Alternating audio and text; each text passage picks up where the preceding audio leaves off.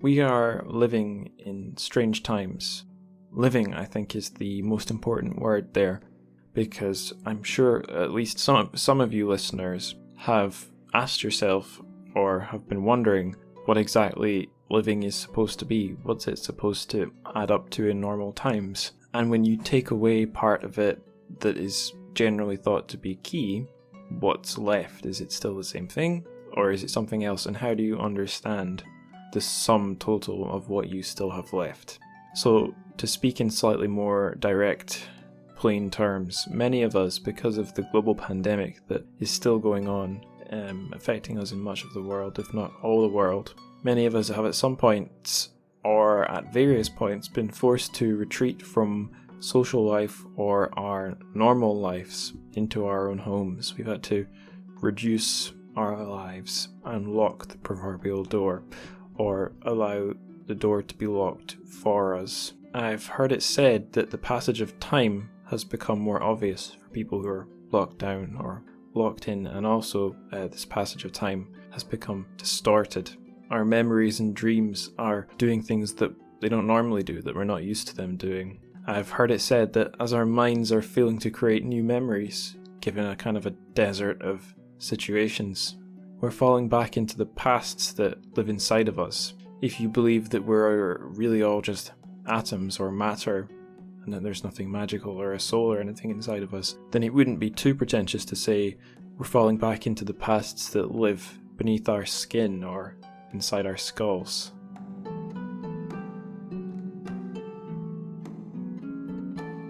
There seems to be a world inside of all of us that's not just our personality or our ideas, but a picture of the past that we're able to, teleport ourselves into, walk through. I'm not sure the best way to say that. But the point I'm trying to get to here is that now might be a very, very good time to pick up Ma Jian's Beijing Coma, especially if you're finding that you have an abundance of time, given that it's a very large book. I have heard it said, and you'll hear it in the interview that we have in this episode with guest Ronald Torrance, that quite a few people have a copy of Beijing Coma on their shelf, but they've never read it. So take your chance here if that's you. Pick the damn book up and then enjoy this episode. So the reason I'm suggesting that you guys go and read Beijing Coma now is that this is a novel told in first person by a man who's sent into his own very personal purgatory. We could even call it lockdown, I suppose. And he's sent there by a gunshot to the head he received in the brutal crackdown of the 1989 Tiananmen Square protests. And of course we'll be getting into that in the interview too. A couple of disclaimers before we start. These aren't anything particularly heavy, these are just slips of the tongue that I make or made throughout the episode. So one, I believe it was just a one-off, but there's a book I mentioned, it's called, more than once, it's called Prisoner of the State. You'll learn more about that if you don't already know in the episode. But basically once, when I was naming it in the episode, in the interview, I referred to it as Enemy of the State, but it's not Enemy of the State, it's Prisoner of the State. So there's that. Next thing, my guest on the episode is called Ronald Torrance, but I'm a little worried that throughout I might have called him Roland once or twice, but it is Ronald, not Roland. So yeah, Ronald Torrance. And another disclaimer actually, when I was talking, so Ronald's Scottish like I am, and I said to him I'd only ever had one other Scottish guest on the show before, the translator Brian Holton. That's not true. There's one other Scottish guest I've had on the show, and that was Adam McMurchie on the episode about Liu Cixin's Devourer. So yeah, those are all my goofs. But given that, you know, this is a heavy topic we're covering, and I'm certainly not an expert on Tiananmen Square 1989. So if you feel that there's anything myself or my guest Ronald missed, or maybe misrepresented, or if you think there's anything important we didn't say, and we certainly didn't cover everything that could be said about either Beijing Coma or the historical events it talks about. If there's anything you think should be said, then please do get in touch via the show's social media. I'll be doing all the plugs at the end of the show, and the links are in the show notes. So yeah, don't be shy if you have feedback, positive, negative, or feedback that doesn't neatly fit in that binary of, you know, a pat on the back or a scolding. If you just have a comment, then it's very welcome. So intros aside, let's get on with the Truchific news, the translated Chinese fiction news. Now, I'm being quite self-indulgent with the news this episode because I got 4 items and the first 2 are basically about me. And the first one is really self-indulgent because it barely has anything to do with Chinese lit. In fact, it doesn't really at all, but it has something to do with the show. It's a little bit meta, and it's to do with me. And I'm selfish, and I'm trying to promote myself. I had a short story published quite recently, and that's not happened for quite a while. It was the only story I wrote last year, actually. If you don't include stuff I've been doing commercially to make some money for myself for an education company, if you discount that, then it's the only story I wrote last year. It's called Pen Fairy, and it was published by a literary journal called Waxing and Waning. It's issue 7 of Waxing and Waning, which is a completely online issue. And the reason I'm mentioning it in the Truchific news is Pen Fairy it's Chinglish, basically. It's taken from Jian, which is it's like a sort of a Chinese or East Asian equivalent or parallel with a Ouija board. And I learned about that from a fan who was giving her thoughts about Sanmao, of all things. Came up as feedback from the Sanmao episode I did on Stories of the Sahara. But the Jian character, Fairy, that's been discussed on a couple of the episodes, because Fairy is actually not a very good translation. Immortal would be better, but I can't remember which guest I was talking to about this, but sometimes a mistranslation can produce, or an awkward or slightly wonky translation can produce some really interesting English. I think that was Brian Holton who I was talking to about that. So the game of Pen Fairy, or Bixian, is kind of the event the story hinges on. It makes up the middle section, but I won't say much more than that. It's certainly not trying to be a Chinese story, but without the show I wouldn't have had the inspiration to write it, if that makes sense. So there'll be a link to that in the Truchific news section. Anyway, that was really self-indulgent, so let's keep moving on. The next item of news is also sort of meta. I thought I'd put this in the news rather than in the plugs at the end, because it is kind of news in a way. I'm starting a mailing list for the show. I've got a grand total of 5 people signed up to it so far, so not really anything that would make it worth sending out regular newsletters. But I'm going to set some kind of an arbitrary threshold, maybe like 50 people. If I get 50 sign-ups, I'll start doing newsletters. But I have linked it up with Podbean, so every time a new episode goes out, if I've set it up correctly, an email will be sent out too. But I am hoping to do more with it, but let's see if enough people sign up. If they don't, it's not really worth the time I put in, given that I have a life and a job and freelance work and all sorts of things to be chasing after. So yeah, a link to sign up to that mailing list will also be in the show notes. Okay, now getting on to news about, things not related to myself, escaping the narcissistic bubble, the trap of oneself, which you'll be hearing more about in the show. Some news about other things, and we've got one event, one article. So the event I'm covering in the news today, it's a virtual event. I believe sign-ups are free. It's a Zoom event, and it's free sign-ups. And it's called Lost in Translation, The World of Chinese Literature in English. Former show guest Nikki Harmon is going to be one of the speakers in this event. So I'm just going to read the description of the event, because it's pretty short. This event happens on my birthday, by the way, February 24th. So here's the event's description. Literature is a powerful tool that can help deepen our understanding of China's immense complexity. But who decides what Chinese books get translated? As it turns out, many of China's most popular novels never make it into English at all. When it comes to Chinese literature, more may get lost in translation than meets the eye. On February 24th, 3 of the top Chinese English translators will debate the political and cultural biases that impact the books we get to read. This event is co-presented with Paper Republic, a platform to, you guys should know what Paper Republic is if you've been listening to the show for a while. So yeah, there's that. It's hosted, by the way, by the China Institute. Okay, and the next thing I thought I would plug, it's an article. The atmosphere has become abnormal. Han Chinese views from Xinjiang. And this is an article just giving a sort of a ground eye view of life in Xinjiang from the perspective of Meng Yo, who's an international student from China, who's currently in North America, but went back to see her family in Xinjiang. And she's Han Chinese. So it's her perspective of what she's seeing. And yeah, as you might suspect, some of it's a bit disturbing.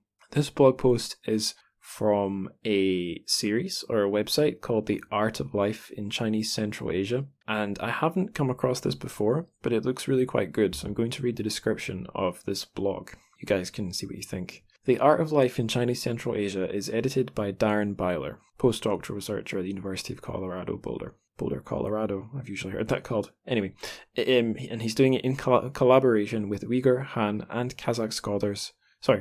In collaboration with Uyghur, Han, and Kazakh writers and other scholars. The site is focused on emerging forms of art and politics in northwest China and Central Asia. Based on years of ethnographic fieldwork in migrant communities of Urumqi, this site exists to provide a decolonial space for Xinjiang artists, filmmakers, writers, musicians, and poets to share what is happening to their homelands. It is here to amplify the stories of migrants who come to city. Either that's a typo or they're being very pretentious. It is here to amplify the stories of migrants who come to the city in search of ways of living otherwise. And the website's URL is actually livingotherwise.com. So pretty cool. And the article is good. So I recommend that. And all my rambling now is done. That's all the intro, the disclaimers, and the terrific news. So next in line is the interview itself with Ronald Torrance on Ma Jian's Beijing Coma. Hope you enjoy.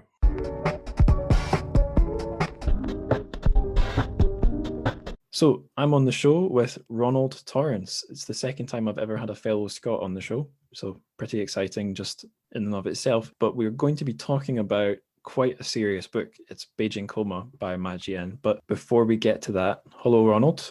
How's it going and what have you been up to lately? Hi, Angus. Glad to be here. So just now I'm based in Shanghai and have been since summer last year during COVID in China. But prior to that was also in Henan. And at this point last year, actually, I was just coming back from Tibet. So this is the kind of lockdown realization a year later.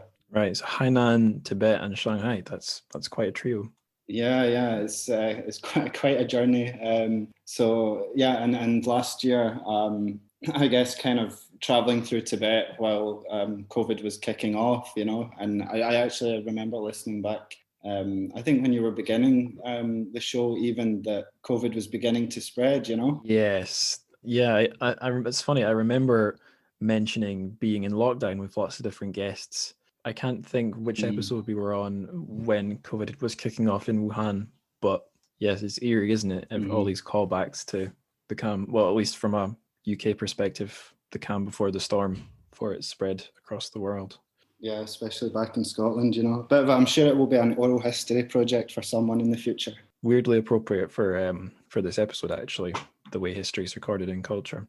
Yeah. But before we get all serious and high-minded, can you tell the listeners a wee bit about yourself and what your first contact with Chinese literature or just all things Chinese was? Sure, yeah. So as you say, and probably your listeners could tell by the accent, so I am from Scotland, from Glasgow, so the other side of I think where you are. And I think previously, you referred to another Scottish guest. Was that Brian Holton? That was Brian Holton, yeah. Yeah. So he's Galashiels. So you're kind of doing a good triangle of Scotland there. Yeah, we need to seek out a Highlander next, or an Islander maybe. Yeah, someone from the islands, yeah, for sure. So in terms of my exposure to, I guess, Chinese culture or Chinese literature, so I've started really kind of getting into Chinese literature after I graduated from my undergraduate degree, which was English literature at Strathclyde University. And in the year after that, I moved out to Shanghai. This was back in 2014. Stayed here for a while and picked up some Chinese literature, just having had a general interest in literature and not really ever coming across Chinese authors, Chinese texts, novels, or poetry even. So I remember, it was Zhang Ailing that made such a great impression on me as a reader picking up something from a culture that I hadn't been exposed to before. And then, I don't know, maybe like yourself, you kind of fall down the rabbit hole, right? Because there are so many different connections that you can make to different writers in the Chinese, for want of a better word, canon, right? Yes, yeah. Just when you think you're going to run out of stuff, at least in translation, from my point of view, you find some more. And the more you know, the more it starts to link up. Yeah, or the more you know, the more you don't know. Is what I tend to find, the more that you kind of read into something, you think, oh goodness, I don't know anything about that, Yeah, I didn't realize that your undergrad was in English Lit, because mine is too. And I don't know if your reason for going out to China was the same as mine, but I went out to China, it must have been 2014 or maybe 2015. The academic years confuse me. But I just went out there to be a TEFL teacher because wanted to do something interesting, and that all snowballed into me sitting here doing the podcast. How interesting. It's like, yeah, two parallel lines, because actually, I mean, I'm kind of cheating here because my undergrad degree, the major was English literature, but I did a joint with human resources. And at the time, I thought the human resources would be the profitable one, Much smarter than me. I did English and film studies and then switched to English and creative writing, and somehow I'm not rolling in money yet. I don't know, are you? Well, I mean, the HR never kind of came through, which was the ironic thing, because I ended up down the, as I said before, the rabbit hole of Chinese literature. So it works in mysterious ways. So yeah, at the start I was out here to do, I was working for a software development company in Shanghai. And that was at the time, that was for a year before I went on to do, I went back to Scotland in 2015 to undertake the master's degree in MLit. And again, it kind of spiraled out of control into a PhD. So that's it. Cool. Right. Okay. So let's stop talking about ourselves and start talking about the man and also the square. So Ma Jian and Tiananmen Square in 1989. I'm guessing just about all of our listeners will know what I'm talking about there. But just in case anyone doesn't, or just in case anyone knows the basics and not the bigger picture, which is probably more than a few people, let's lay it out. So shall we start with Ma Jian? Who is he?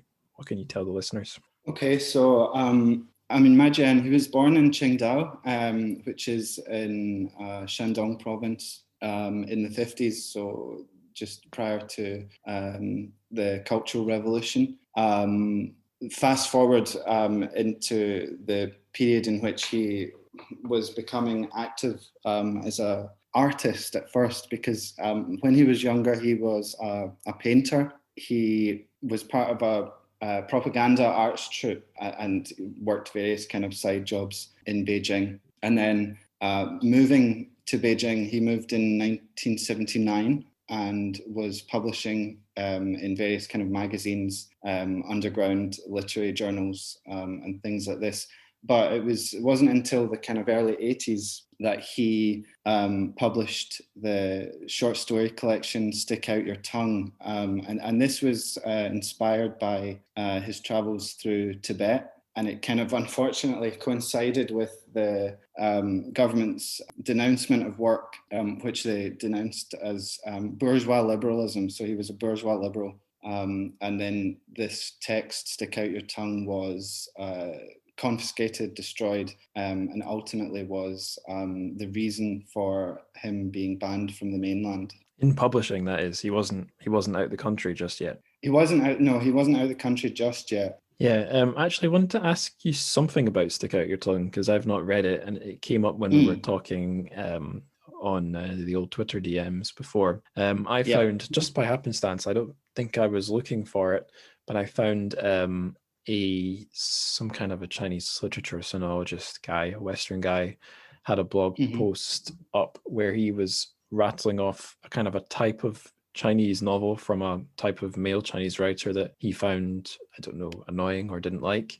And it was writers from around this time, Han Chinese writers who were going off to the borders or the fringes of Han China, so places like Inner Mongolia or Tibet, writing kind of either romantic, either in a like violent sense, like Wolf Totem, or in a sexual sense. I think he said like Stick Out Your Tongue, stories from these like in quotes exotic areas. So and I mentioned that to you, and you said that's funny because that's one of the reasons the party gave for banning Stick Out Your Tongue, as well as just being bourgeois. Is there anything there worth talking about? Yeah, I mean, in terms of the novel itself, I think this was at a point where at least the Chinese authorities were trying to promote Tibet as this kind of, Shangri-La type experience, really as a kind of tourist spot, Quite bourgeois in a way then. Yeah, in and of itself, ironically, yes, that's true. And Ma Jian's take on it is obviously the complete opposite to that. So the text kind of describes various things that he experiences in Tibet, because it's obviously very semi-autobiographical, and he talks about relations between women and older men and things like this. But one of the things I think that really must have struck a chord with the censors is his description of a sky burial. Right. And these are very kind of highly, even within Tibet, very kind of highly secluded and sensitive. What's the word I'm looking for? Events, right? Yeah, events.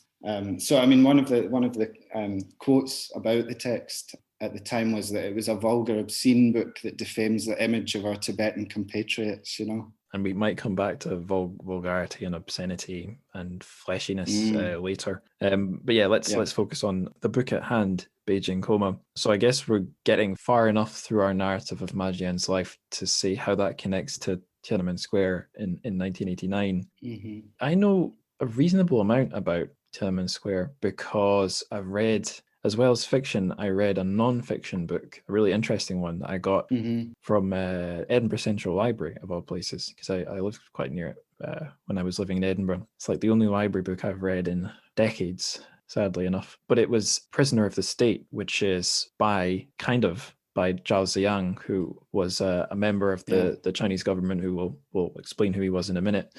But he was put in house arrest for basically the rest of his life after the events of 1989, and recorded on, I think it was a tape recorder, recorded this kind of his account of the events before, during, and after, and smuggled it out via friends, and it got published, at least in English translation, via Simon & Schuster, and it's a book you can buy. So he gives his perspective from the square, from inside the government. And what was going on inside the government is probably about as important as what was going on in the square. So basically, in 80s reform China, and just if I got anything wrong here, just catch me.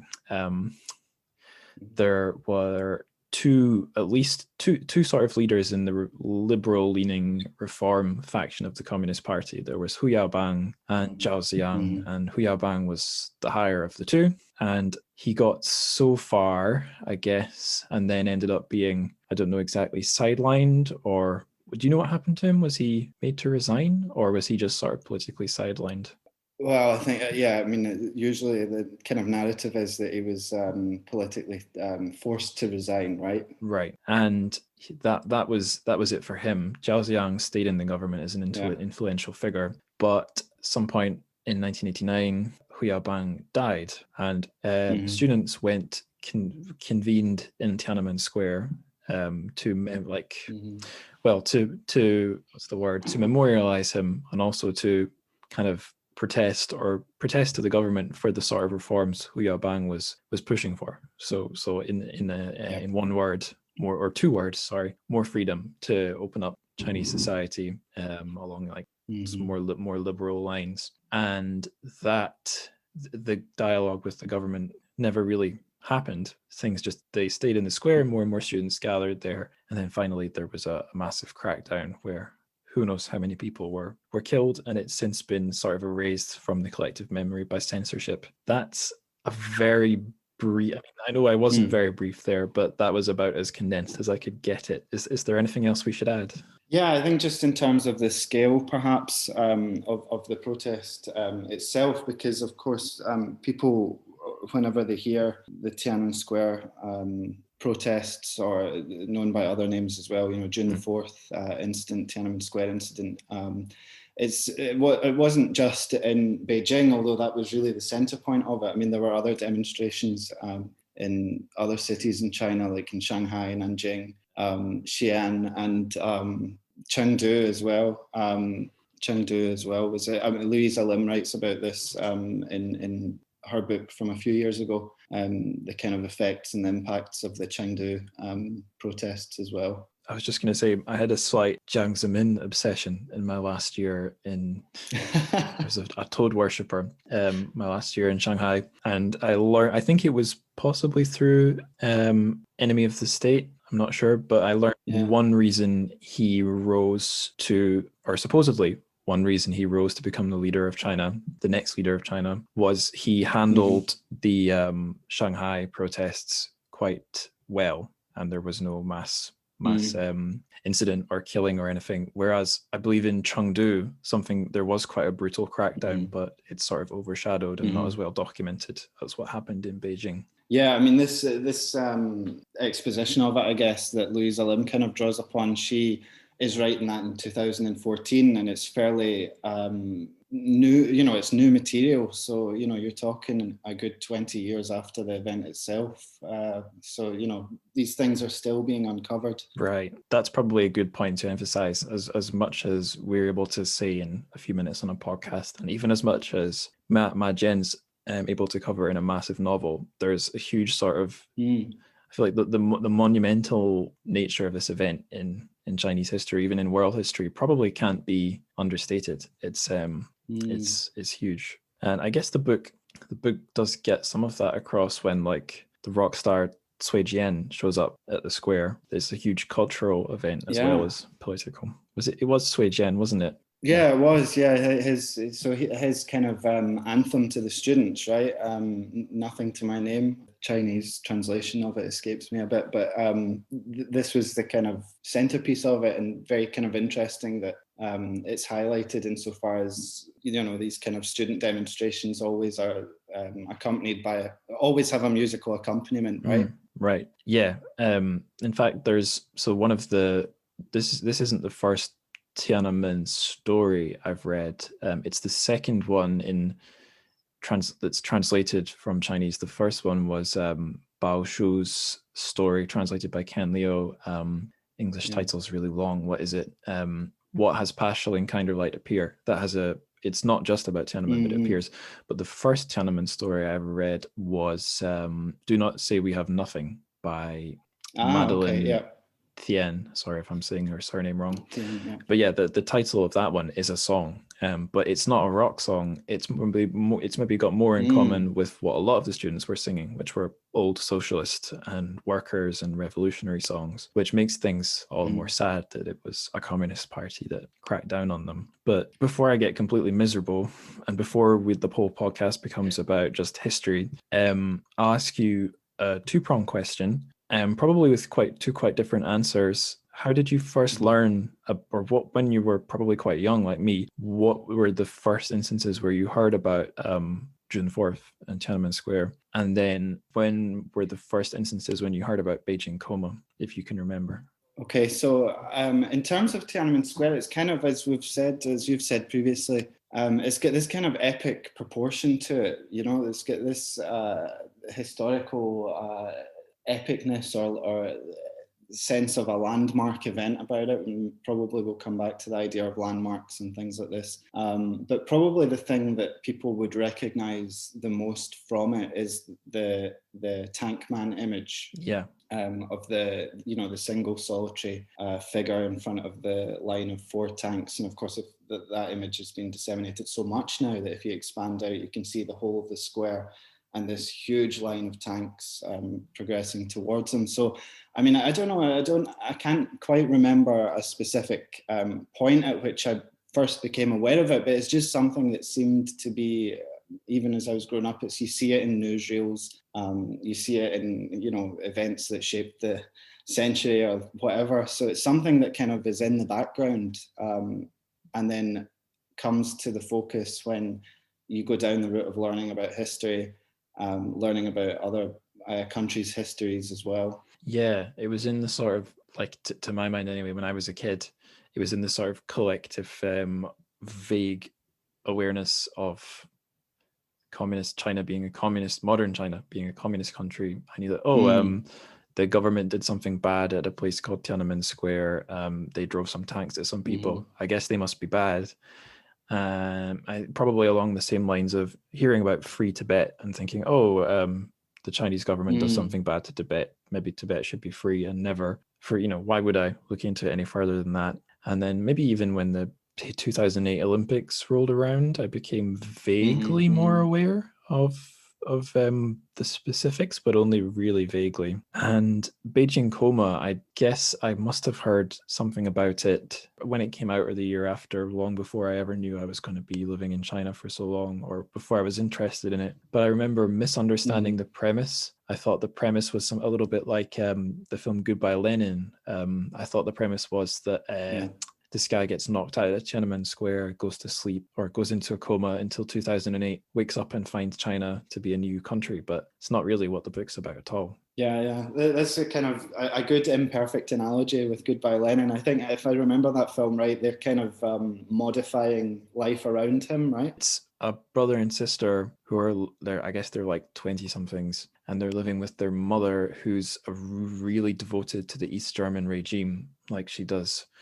Whatever the equivalent of, I don't know, almost like customer service. If she thinks that the government produced toothbrushes aren't quite up to scratch, she writes into the government, and the government modifies the toothpaste at the toothbrush factory slightly. So she's a real ideologue. But I forget if she goes into a coma or what happens. But basically, the Berlin Wall comes down. East Germany joins modern McDonald's, Burger King, Germany, and they try and hide it from her and keep up. Whilst they're going out and living their lives in the new economy and country, whenever they go home, they have to pretend things are the way they are. And then I think eventually she finds out, and that's the drama. The bubble bursts, right? Yeah, the bubble bursts. The alternate reality can't continue, Yeah. So maybe I'd mixed the two up in my mind, but the premise of Beijing Coma is pretty different. So the sort of premise is that we have this guy called Daiwei. It's not Daiwei, isn't it? Daiwei. Yeah. So he grew up about the same time Ma Jian grew up. He fell in with the sort of activist crowd in 1980s reform and opening year in 1980s China in the university in Beijing. He ends up in the square, in the kind of center of the student movement. And this isn't a spoiler. We know he got shot in the head at some point. We don't know exactly how. And he's been lying in a coma ever since, being cared for by his mother. And most of the novel is him going back through his memories. So we see his memories and we see him recounting the events. And at the same time, in a sort of parallel narrative, we see what's going on around him as his mother tries to care for him and moves him around and falls deeper into poverty. So that's it basically. And I guess the structure of the book, the big middle section is the student politics, which is probably the most, to me anyway, the dullest part of the book. But is there anything else you'd say about the plot and how it's organized that I've missed? Yeah, I mean, as you've kind of said, it's this idea, I guess, that the narrative text is contrasting Daiwei's mind, right? And he's got a very detailed remembrance of the events itself. And as you say, it goes into this kind of middle section, which is very kind of, it's politically heavy, right? It feels as if you're kind of trudging through the book. But I'm just going to return, Angus, to that question that you asked that I didn't quite answer there, which was how I came across the book. And you often find it no, it's okay. You often find it in when you begin to read, or the way that I came across it was when you begin to read, or when I was beginning to read Chinese literature, and it often kind of crops up on these banned book lists, right? Yeah, or something that is available mostly, I guess, to Western readers. So there's a point I'm going to make here, but I can't. It just escaped me. Oh my give God.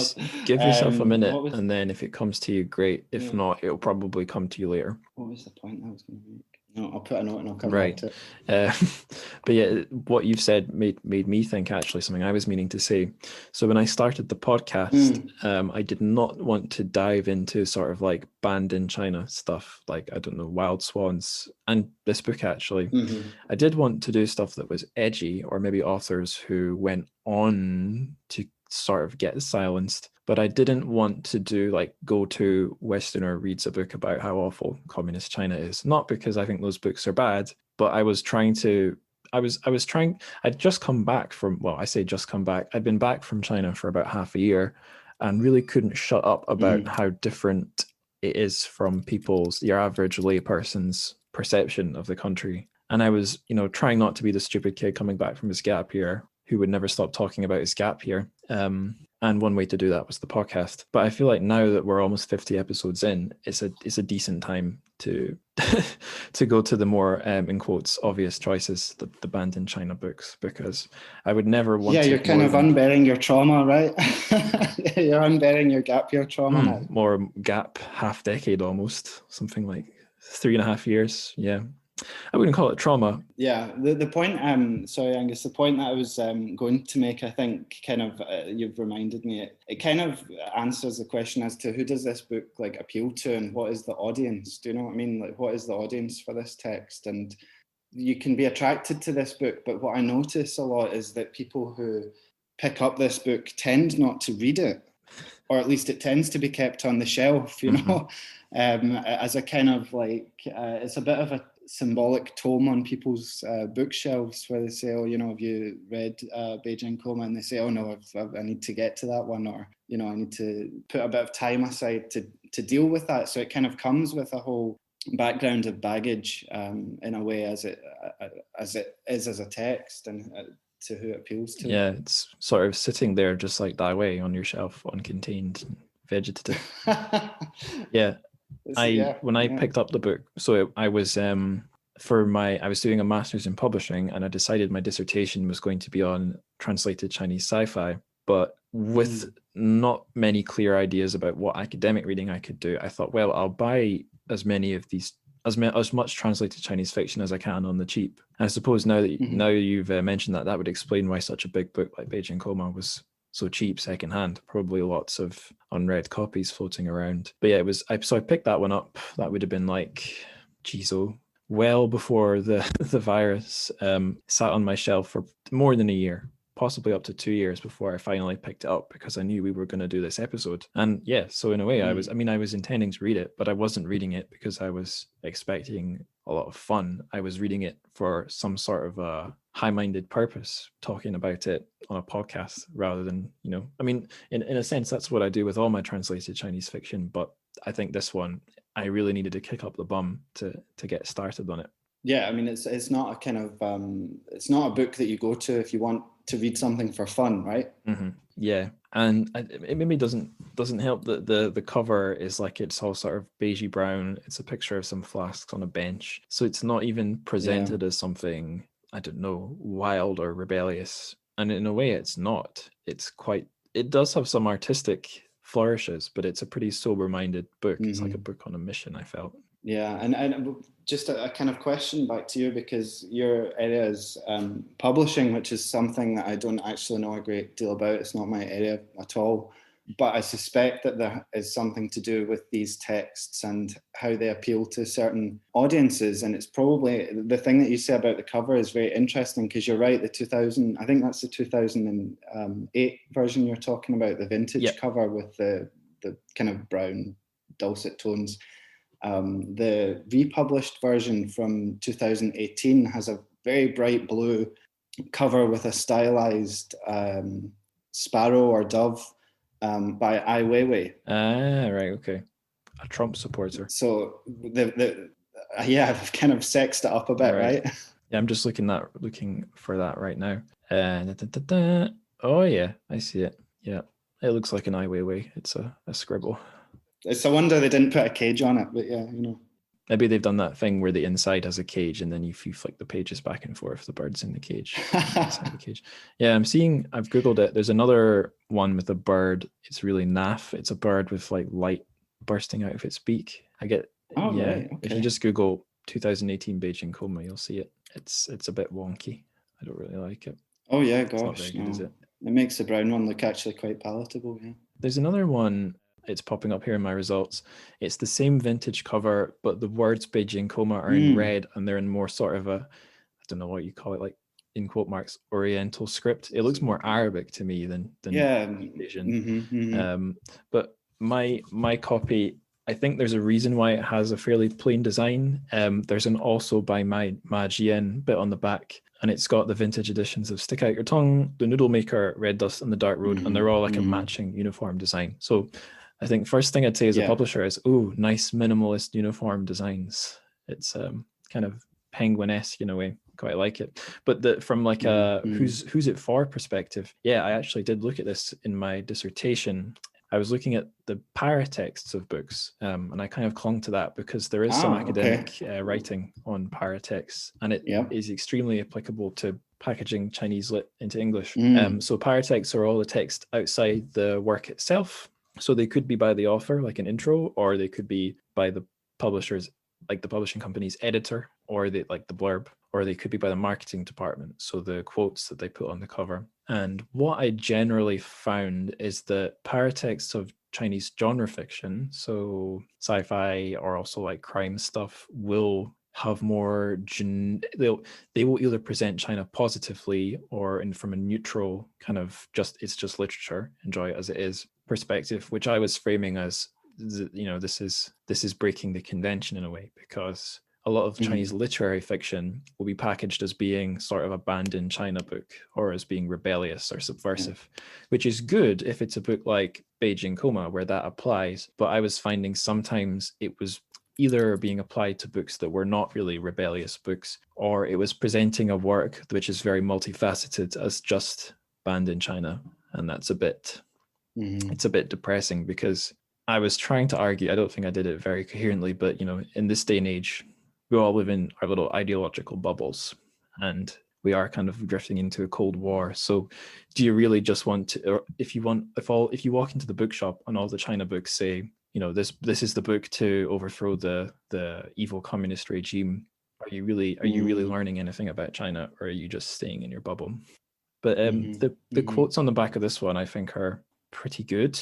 The best one, I think, is the Guardian one. And I've found in general, Guardian reviews on Chinese fiction are pretty good. They don't tend to reduce everything to politics. So the Guardian quote says, "Magnificent. This vivid, pungent, often blackly funny book is a mighty gesture of remembrance against the encroaching forces of silence." And I think that's great, because it talks about something the book's doing politically in a meaningful way. It doesn't just say this is a rebellious book. And it also looks at the other literary qualities, the fleshiness, which is right there in the book's Chinese title, Rou Zhi Tu, Land of Flesh, or something like that. Yeah, it's probably worth saying as well that, I mean, the audience, I guess, for my Jian just now is a Western, or at least English-speaking readership, right? He's not. It seems that due to his ability to, or rather his ability not to publish in China, that he is writing, especially his last book, China Dream, in 2018, was published first in English. Beijing Coma was published in English and had translations thereafter. But it's also worth mentioning as well with the Guardian review that Ma Jian does also write quite frequently for the Guardian as well, particularly on anniversary dates of the Tiananmen Square protests. They'll get him to, or he'll write a kind of remembrance type piece. So his kind of writing in this text in Beijing Coma is also supplemented by these things that are going on over time as well. Mm-hmm. Yeah, we might get into this more, but on one hand, I think it's a great thing that he's able to, as someone who was there, get his articles in the Guardian. On the other hand, I think it does open up criticism from, I don't know, pro-CCP people to say, oh, look, you have this one dissident author who you wheel out, who, he's the only one you listen to, which I think it's a mean criticism, but it's not completely unfounded in a way. No, I mean, it's not. I don't think it is an unfair criticism, because in my research, I was using Ma Jian in the context of looking at three authors and how they kind of negotiate censorship or literary censorship.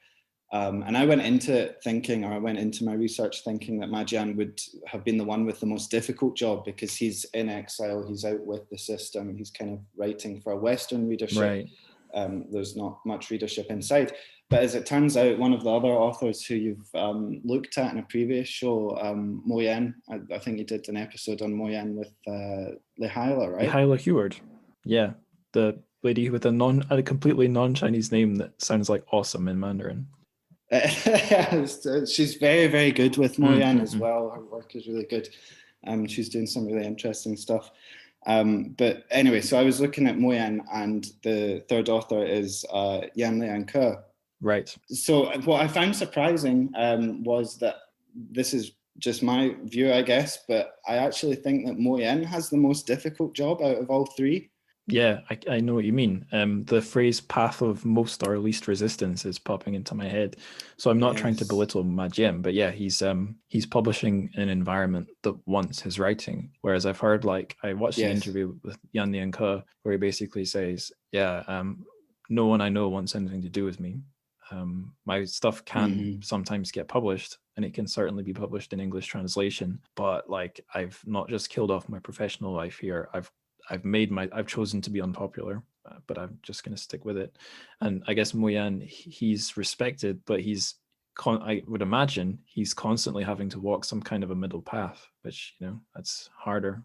For sure, for sure. Yeah, he's got the worst of both worlds, so to speak, whereas Ma Jian now, I think, very much kind of knows his brand, right? It seems that way, yeah. Yeah. The other quote I was going to read here as an example of one that kind of annoys me, despite not being completely wrong. It's the Times quote on the back of Beijing Coma, and it says, "A huge achievement, a landmark account through fiction of a country whose rise has amazed the world, but which remains cloaked in shadows." Finally written and translated. And the thing is, like, cloaked in shadows, not really. China's not North Korea, but they've just said it because it sounds good. That bugs me. No, and especially when you kind of contrast with the content inside, it's kind of, setting up an image which, although, there are political arguments for it, but yeah, in terms of literary ambition, I don't think very helpful. Yeah, I mean, modern China, the political system might be opaque, but it's hardly a mysterious hermit kingdom or like a magical land of genies and wizards. It's just a country. Yeah. I think we might be getting slightly ahead of ourselves, getting quite deep. I was hoping to stick to basics, so let's return to the basics. We can go back. Yeah. Let's rewind. Listeners won't know, but I've categorized the questions about the book itself into the surface and beneath the skin. So let's extract ourselves from beneath the skin and go back to the surface.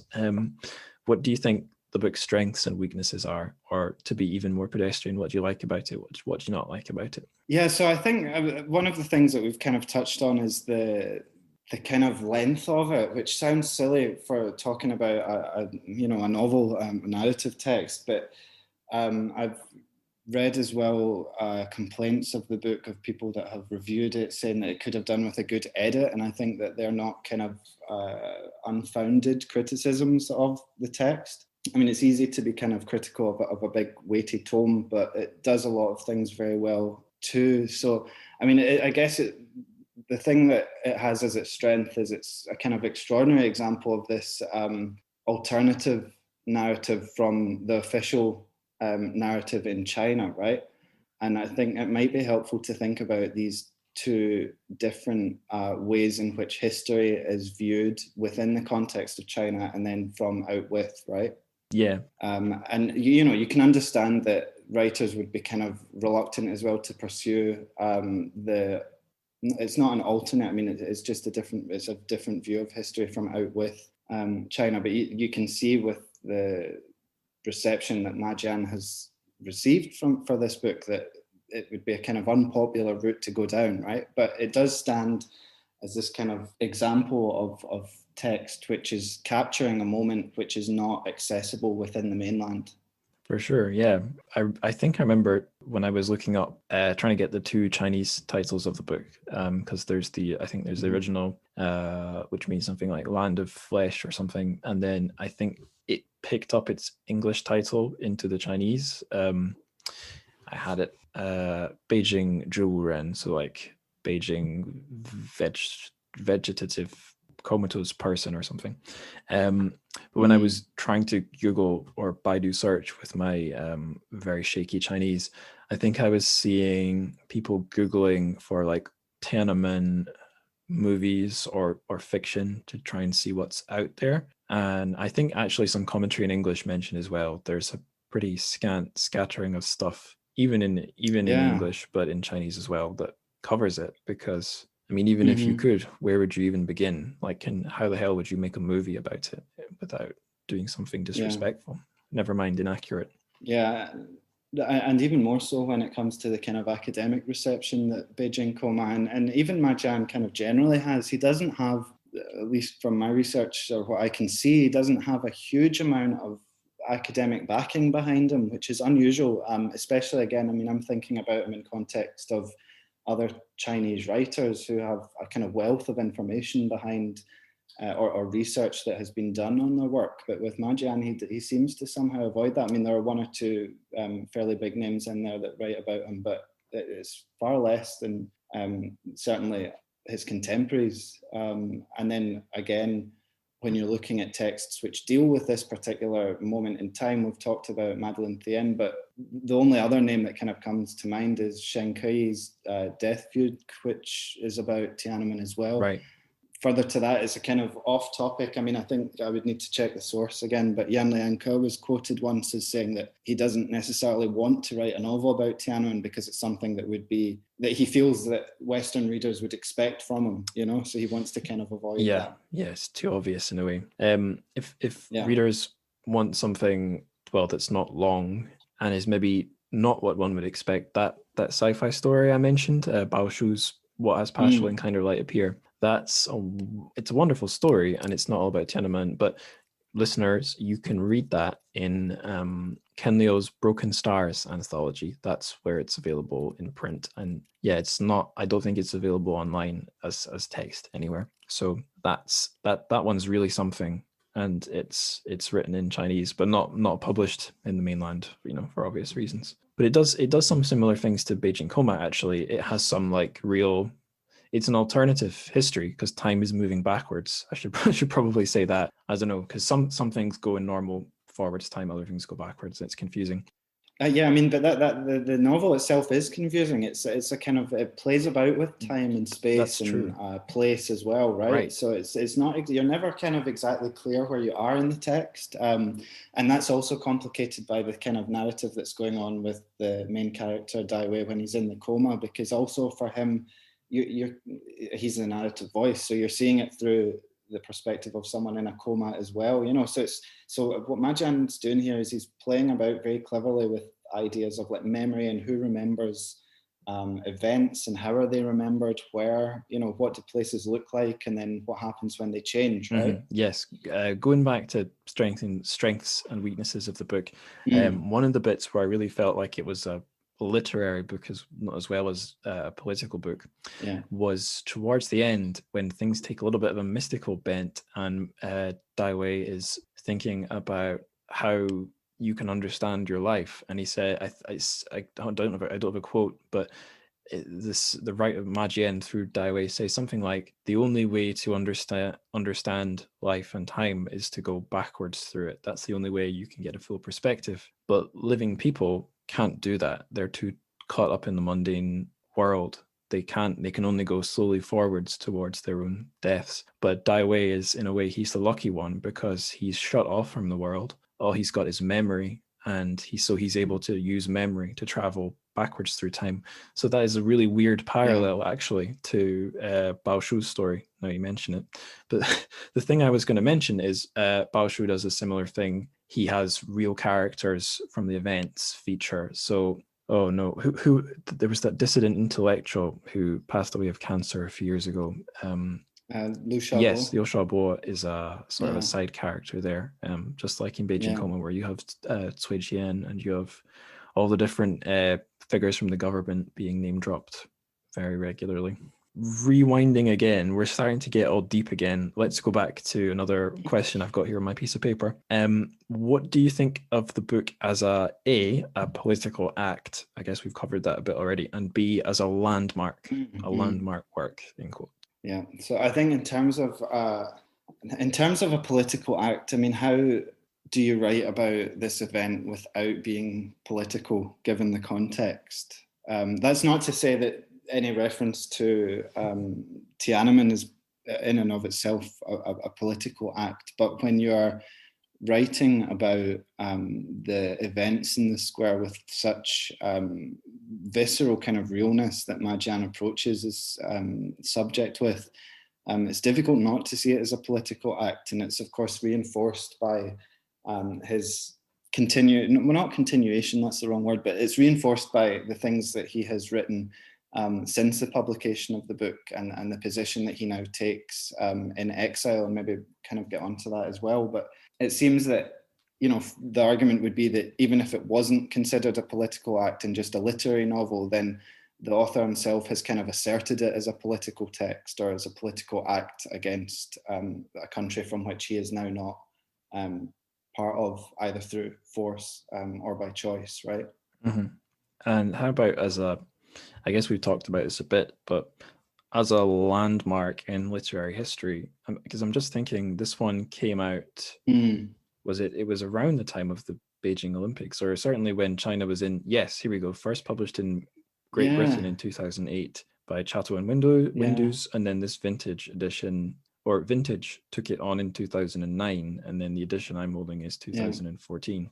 So, I mean, 2008, 9 through to 10, that was when I think maybe this has continued since, but that's sort of when China entered, at least in the UK, I think, people's modern China. It was a regular appearance in the news, and that's when Beijing Coma surfaced as well. So do you have any thoughts on the book as a landmark? Yeah, I mean, it's one of these texts that's often kind of considered a landmark novel. I mean, there are different ways to look at this, because what you say is right, and it strikes me as well. I hadn't actually really thought about the coincidence, or maybe not coincidence, of the date 2008 with the Olympic Games.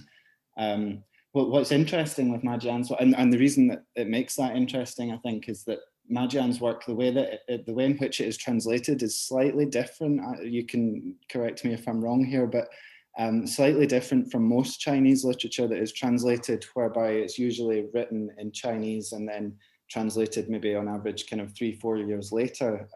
Ma Jian's translator is his partner, so it kind of comes out, it's maybe he writes in Chinese, but the English kind of comes out right on date as such. In other words, the intended publication date is 2008 for this text, right? So it's very topical that it would be published in a year that the Olympic Games is kind of again reopening for China. And there's another discussion to be had about the kind of impacts of the Olympic Games and what that did. And geographically, Tiananmen Square was very important for that, for the kind of opening of it, and the media attention that was again refocused onto Tiananmen Square itself. Two things I can think of saying here. One's about Tiananmen. So a thing I didn't learn until having lived in China for a wee while, I guess, is that maybe as a Westerner, if you say Tiananmen Square, your mind jumps to the 1989. But for someone inside the PRC, the square has all sorts of other, whether or not they know about what happened there, because we might get onto this, so many people our age don't really know. The square has all sorts of other significant meanings, because it was in the Mao era, it was a rallying point. Long before Mao, the May the 4th movement gathered on Tiananmen Square at least once, I think. So it's been a place for events, be they political or apolitical, for donkeys, for ages. So it's a hugely, even without the protests and the crackdown, it's a really significant place. I just felt I should mention that, because it'd be weird if we didn't. But the thing about the Olympics that springs to my mind is that it's kind of how the book ends. The book ends with Beijing being cleared out and prepared for the Olympics, and I think Ma Jian says it fairly directly that even in the international memory, Tiananmen has faded. Western companies are all too eager to rush back into China after whatever the minimum amount of protest is expected. They rush back in to do their business and make money. And now we live in a world where modern China, not shockingly, because its population is massive, and it had been in a weakened, insignificant China in history is not the norm. The norm is that it is a really important place in the world. But we've returned to that now. It's a part of the world that can't be ignored. And as we've learned, thanks to Donald Trump, it's insane to try and disengage with a country that makes everyone's stuff and is home to a sizable slice of the world's population. So it's a thing you can no longer ignore. And I think the Olympics was in the historical timeline was maybe that landmark. So I think, to my mind, the book pairs with the Olympics really pertinently. Yeah, it's a good kind of analysis of it, and in fact, it also kind of highlights again why it's a landmark novel, because it exists again as a memory of that time, right? But I mean, Tiananmen Square itself is a landmark by definition in Beijing. It's at the center of Beijing. But some of the criticisms of the novel, I think, is that it's kind of too obviously critical, but that in itself is a strength when you look at the idea of what Ma Jian writes at the end, that, you know, this time or this memory of 1989 has been forgotten. Well, what the work does as a literary text is to reassert that memory, right? Or to at least give a narrative voice, some kind of literary voice behind the experience of the student protesters of that time. Yeah, and it gave me something other stories hadn't. So Madeline Dian's book isn't exclusively about Tiananmen, and the characters who end up there are not, well, they're not there just randomly, but they're not student leaders or student activists either. No. So yeah, Ma Jian's captured something really specific but important to the events. So that's definitely an important thing it does. Last well, I know this is a deeper question, but it's something I think it's good groundwork to lay before we try and get really deep. What was your academic work on the book? So you sort of mentioned it already, but can you give us a full description? Yeah. So as I've said before, the idea of my research is to look at how contemporary authors, and the three that I use in my research are Ma Jian, Mo Yan, and Yan Lianke, and how they write about history in a country where the past is highly politicized. And obviously that's got particular relation to the events of this book. So I guess the difference here is that it depends on what view you have of them within a literary canon, right? Ma Jian is not in a Chinese literary canon because his work is banned. So to me, it was very interesting to see how he could approach historical topics in ways that, for example, Mo Yan can't, or Yan Lianke can. Yan Lianke is a bit of a middleman, right? Because he does and doesn't sometimes, and he's kind of done the whole self-censorship thing. Ma Jian, to my knowledge, has never self-censored. And Mo Yan then again has a kind of much more subtle negotiation between being the Chinese Nobel laureate, but also kind of enjoying this both political and literary reputation within China itself. So Ma Jian is very much like the outsider. He's often associated with being, well, he arguably is a kind of dissident Chinese writer in exile. And again, you know, like we've said, it's kind of surprising then that there's not a great amount of academic research on Ma Jian's work, especially if he is writing predominantly for an English-speaking audience by comparison to other contemporary writers who are looking at history and at how you negotiate that highly politicized environment that exists in China just now. Speaking about Mo Yan and Yan Lianke reminded me one, I don't know, Chinese piece of Chinese culture I did get into properly whilst I was living there to some extent was cinema. Maybe because it's easier to access Chinese movies with subs in China than it is English language or English books in translation from Chinese lit. So sure. one of like 2 or 3 directors that I learned something about while I was there was Feng Xiaogang, who's not like an art house guy at all, but he's made some quite interesting films. He's done some like silly comedies. If anyone listening has seen Kung Fu Hustle, he's from the guy early on from the Beijing gang who gets his legs and arms machine gunned off. So he's done acting stuff as well. But he had a film that came out when I was living there.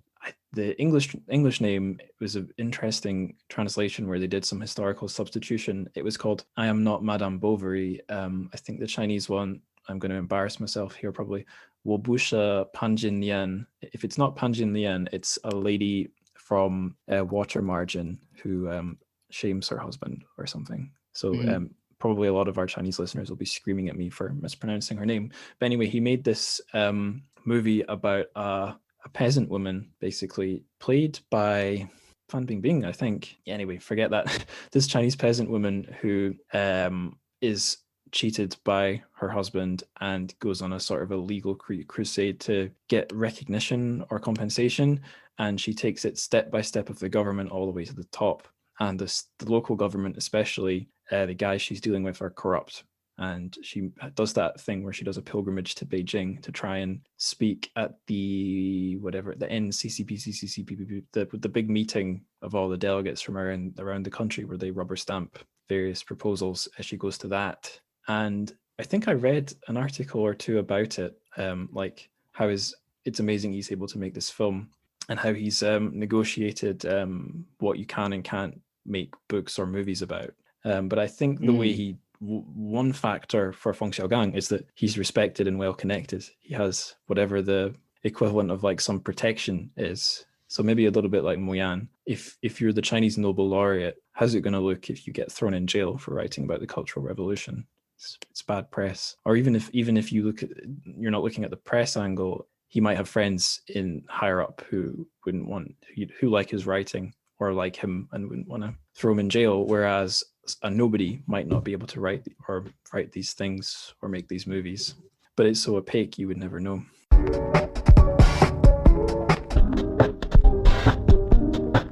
So we've completed our surface skin level questions. Now we're going to start firing some neurons because we've got our blood is now flowing through our static comatose arteries, yes. Seated in a nice comfy computer chair arteries, and it's time to get the brain activated. So actually I'm going to throw in a question here because I've realized I haven't asked you this one, and it is a very superficial question. Do you think that I kept wondering, there were these little italic sections that separated the breaks in the narrative, which were some of the best stuff actually. I should have put this in my plan. I'm going to flick through the book and I'm going to read the first one I find because they're almost all fantastic. And of course, now that I'm flicking through, I'm not seeing one. Here we go. There are no blue skies now, no bright universes. All the exits are blocked. A lot of them are a bit more meaty. Here we go. Here's one. Seeds of heartache buried deep in your flesh begin to shift into your arteries and veins. And a lot of these seem to be teasing that his body might be reactivating or healing. Either parts of his organs or his tubes, his arteries or something else would start to operate, or things would start to flow, or parts of his brain would switch on again. And I felt like if there was one thing that was keeping me reading, it wasn't so much the plot as wanting to know if he was going to wake up. So I want to ask, as a reader, if you ever raced through the pages, was it because you thought he was about to wake up into modern China? Yeah, it's kind of interesting. I mean, that was a throwaway comment about the comatose arteries, but actually, as you read that, you even, I think, quoted it again. So this idea that, and again, it's the conceit of the novel, is that he is still functioning. I mean, he's comatose. He's out of the game, for want of a better phrase, but he's still cognizant to a certain extent. There is an element that you are wondering if he's going to wake up, but these italicized sections are much more kind of almost literary, metaphorical, right? I mean, and you get the idea, dreamlike, right? Yeah. I just, if you wanted to say anything more about that, because I think it hadn't occurred to me, but dreamlike they are. Some of them more than others. Some of them are, I think my favorite ones actually are both dreamlike and also weirdly precise in using like medical terms to describe parts of his body, which is, I think, really great because it does have like a purgatory hovering between life and death, what's real, what's not real feel. But at the same time, it's being very sort of materialist, being a good Marxist materialist and describing the particles in the body rather than like a soul. And what's interesting as well here is that with these italicized sections, that's what begins the novel, with this kind of longer italicized section. But perhaps you know a bit more than I do about the kind of misty poets, but something like this would strike me as maybe something akin to what the misty poets might come up with. So this is just from the first few pages. Silvery mornings are always filled with new intentions, but today is the first day of the new millennium. So the dawn is thicker with them than ever. Although the winter frosts haven't set in yet, the soft breeze blowing on your face feels very cold. A smell of urine hangs in the room. It seeps from your pores when the sunlight falls on your skin. It had not occurred to me that he might be in dialogue or drawing on the misty poets. But yeah, I've not really read anything from that time. We have done Yang Lian I've covered one of his books on the show. That was the one I had Brian Holton on for. But yeah, misty poetry I've not tackled, but that's reminded me of something that was in my head before. I think it's intended as a being in dialogue with Tiananmen or what happened. I'm just going to be silent for a second and try and find it first. So there's a 2-line poem by one of the Misty poets, Gu Cheng. I think it's a pretty famous one. It's titled A Generation. And unless I'm missing something here, it is just 2 lines in Chinese. And in translation, they are, "The dark night gave me black eyes. I used them to look for light." And that's like a weirdly accurate description of Beijing Coma, because the guys being present at Tiananmen and being there as a student activist got him shot. It removed his I guess his ability to like be in society and be in the world, but he's still got all of his senses except sight. Sight's the thing he doesn't have. Although I don't know if that's just because his eyes are shut, not because they don't work. And when I was frantically Googling that. Listeners won't have heard that part because I will have edited it out. But the first place where I was easily able to get this poem was an article about the umbrella movement in Hong Kong. And the article is actually the umbrella movement's poignant final message. So, I mean, I don't know how much these two things will be compared in the years to come, but I think there's something of a parallel there, because although the umbrella movement, thank God, was never like brutally massacred, it was sort of it has sort of proved to be a failed protest or a failed dream. Yeah, and this is an interesting question also about whether Tiananmen failed or not, I guess, I mean, because this novel, I guess the conclusion is not that clear. Right. At least to me. I don't know if you think that the novel actually says whether or not it failed or not. I mean, historically, I guess if you look at it from a political perspective, there are obvious arguments for a failure of it.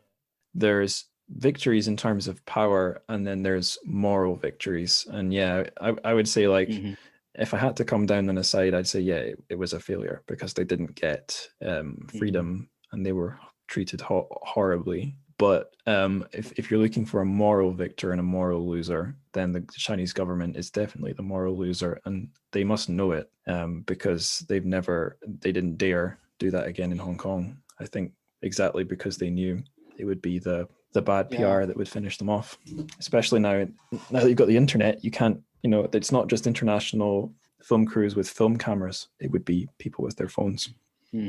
Yeah, and one thing we've kind of, I know that we've talked about censorship, but we've not kind of squared in on it. But there was a very interesting article, I think it was in the New York Times, although I can't recall the writer. And it seemed so, when I read it, it seemed so obvious, but it was something that I hadn't thought about before. And this writer had managed to get access to, it must have been the kind of upper echelons of the kind of censorship apparatus. And she was describing how even within the Chinese government, these, kind of government workers are taught what to censor, right? So they're taught about, very selectively, of course, but they're taught about Tiananmen, or for example, Liu Xiaobo and the empty chair, to censor this image because it has political connotations in the public sphere. I don't know if you heard about this. There was some kind of a government acknowledgement of it. It was, I don't know if it was accidental or not. So I know about this because I went through a phase of listening to a podcast by a publication called The Diplomat, because I think I was tuning in mostly for updates on what was going on between North Korea and the US, or Donald Trump and Kim Jong-un, because that was scaring me quite a lot. So their big their equivalent of book fairs would be international diplomatic summits, and there was one, I think it was held in Singapore. I could be wrong. That's right. Yeah. And Xi Jinping did not show up, and that was read as sort of as political messaging that if you're, to Donald Trump and his administration, basically sort of a thumbing their nose. So it was just some guy high up in the Chinese armed forces who was representing China, and someone threw a question at him about Tiananmen, and rather than ignoring it, which is the standard, I don't know, response or party line or something, he said, history has proven that the Chinese government made the right decision. So whatever you think of what he said is one thing, but the really major thing that I think Ankit Panda, was one of the podcast hosts, the thing he pointed out is that was actually a government representative acknowledging that it happened, which is significant in itself. Yeah, this was Wei Fenghe. He was the defense minister at the time, and at least I think at the time. And said that. But the interesting thing about the quotation is he said also that there was a conclusion to that incident. So it had, it was done and dusted. It does not need to be gone back to or reiterated. We move on from it, right? Which is exactly the opposite of what Jian is doing with Beijing Coma, with it being a literary text, and what he's continued to do with his publications since. Yeah, I mean, maybe I'm showing my bias here, but so much of this just makes me think of that that frequently memed sketch from the Mitchell and Webb sketch show with the two guys in the Nazi uniforms, and one of them looks at the other and says, "There's like skulls in our uniforms, and we're all in black. Are we the baddies?" Like the guy saying, "Look, shut up, stop talking about the massive crackdown." I mean, does he? What's his point of view on the whole thing? Does he really believe what he's saying? It's hard to know.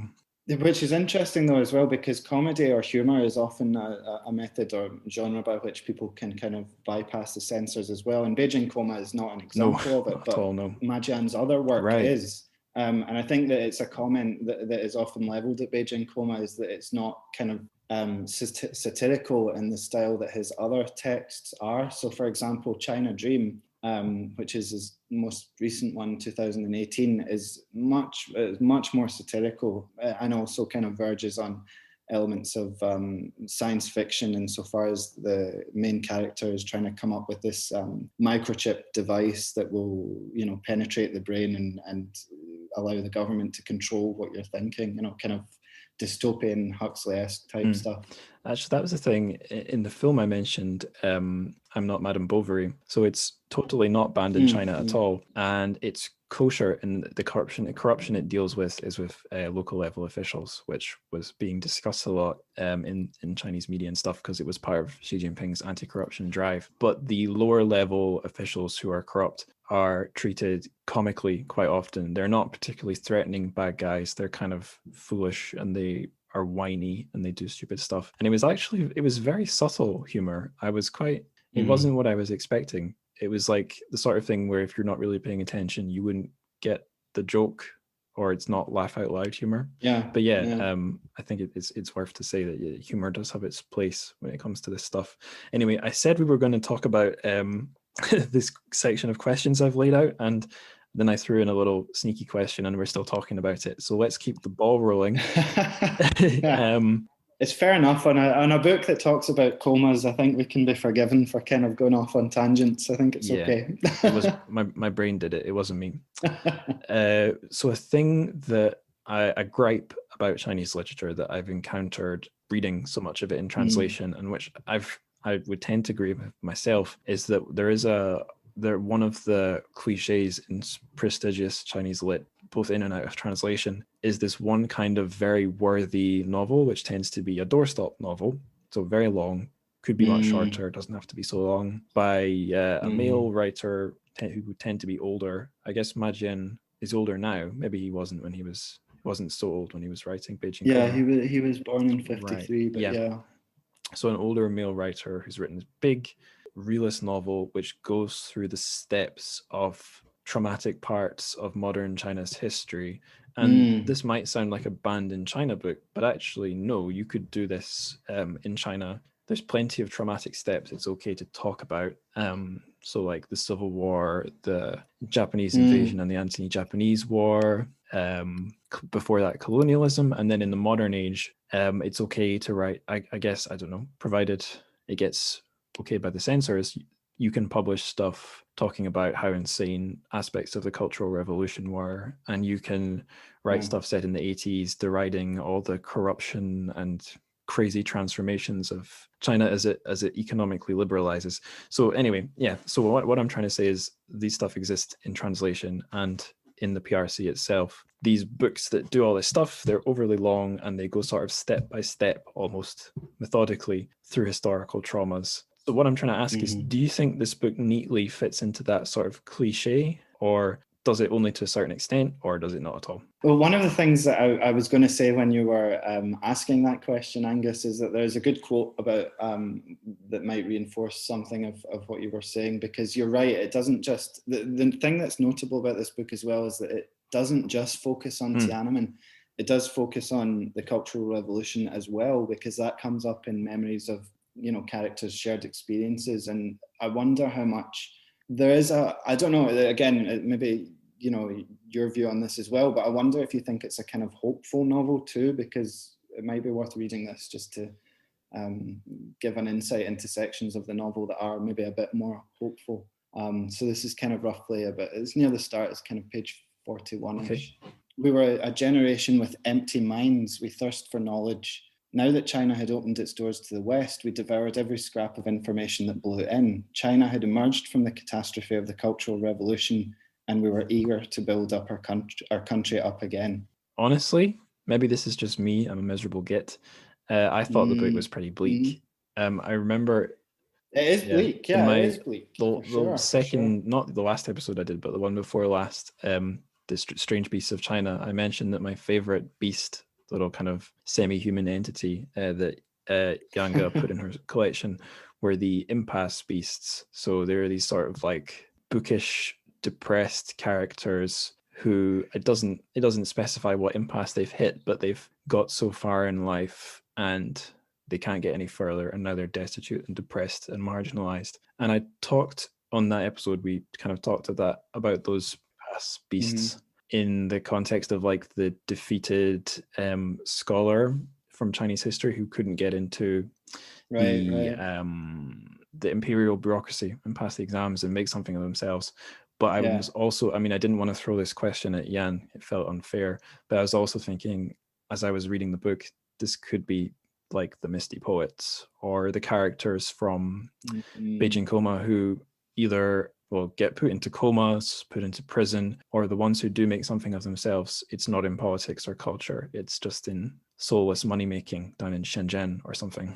And I guess China is not a miserable place these days, but politically, I feel like that was 1989 was the impasse. And how the hell can anything? I mean, things aren't going forwards there in terms of freedom under Xi Jinping. They've gone backwards. I mean, the point that you raise is a good one. I would have said that I wonder if that's a kind of East Coast kind of mentality to choose the kind of the impasse beast, right? Do you mean Scottish East Coast maybe or not. Chinese? Yeah, maybe it's I don't know. Are we a positive kind of breed of people generally? But no, I mean the point is good because what you're saying here is the concern here. Then when you scope out of the novel, so take away to a certain extent the politics of it for a moment. The direction in which China is going at this point is becoming the kind of, I guess, commercial, industrial, even like power hub, and maybe again it's something that Jian is actually critiquing here, that if, to go back to your earlier point, we're expecting Dìbiāo to wake up, maybe he's going to wake up in an environment which is actually worse than the one that he was in the long term, in the long view of history. My experience of China is, I traveled quite a lot, but the places I actually lived were a small town in Zhejiang province and then Shanghai, so quite prosperous parts of the country. And like, I guess my impression was, it seems like a fine place to live if you can ignore the unpleasant parts, so the pollution, and if you don't want things that you can't have, like a vote or something. So I guess someone like Dìbiāo would be like, yeah, this sucks. My dreams of reform are gone. But maybe someone my age who didn't want any of the things Dìbiāo wanted, they'd probably have maybe they wouldn't. Perhaps they would be significantly richer, and they'd have, just like people in this country, like compare me with my own parents who, or your average person from my parents' generation, they lived in a much more social democratic UK. So even if they didn't have the nice gadgets people my generation had, they had a security that me and people younger than me aren't going to have. So I think my view, my thinking on whether your life is better, I'd maybe be a little bit on the side of the bullish Chinese nationalist who would say your quality of life is not dictated by your level of freedom. Those are kind of two different things. But yeah, and it's a kind of political negotiation, isn't it? Because I think people will.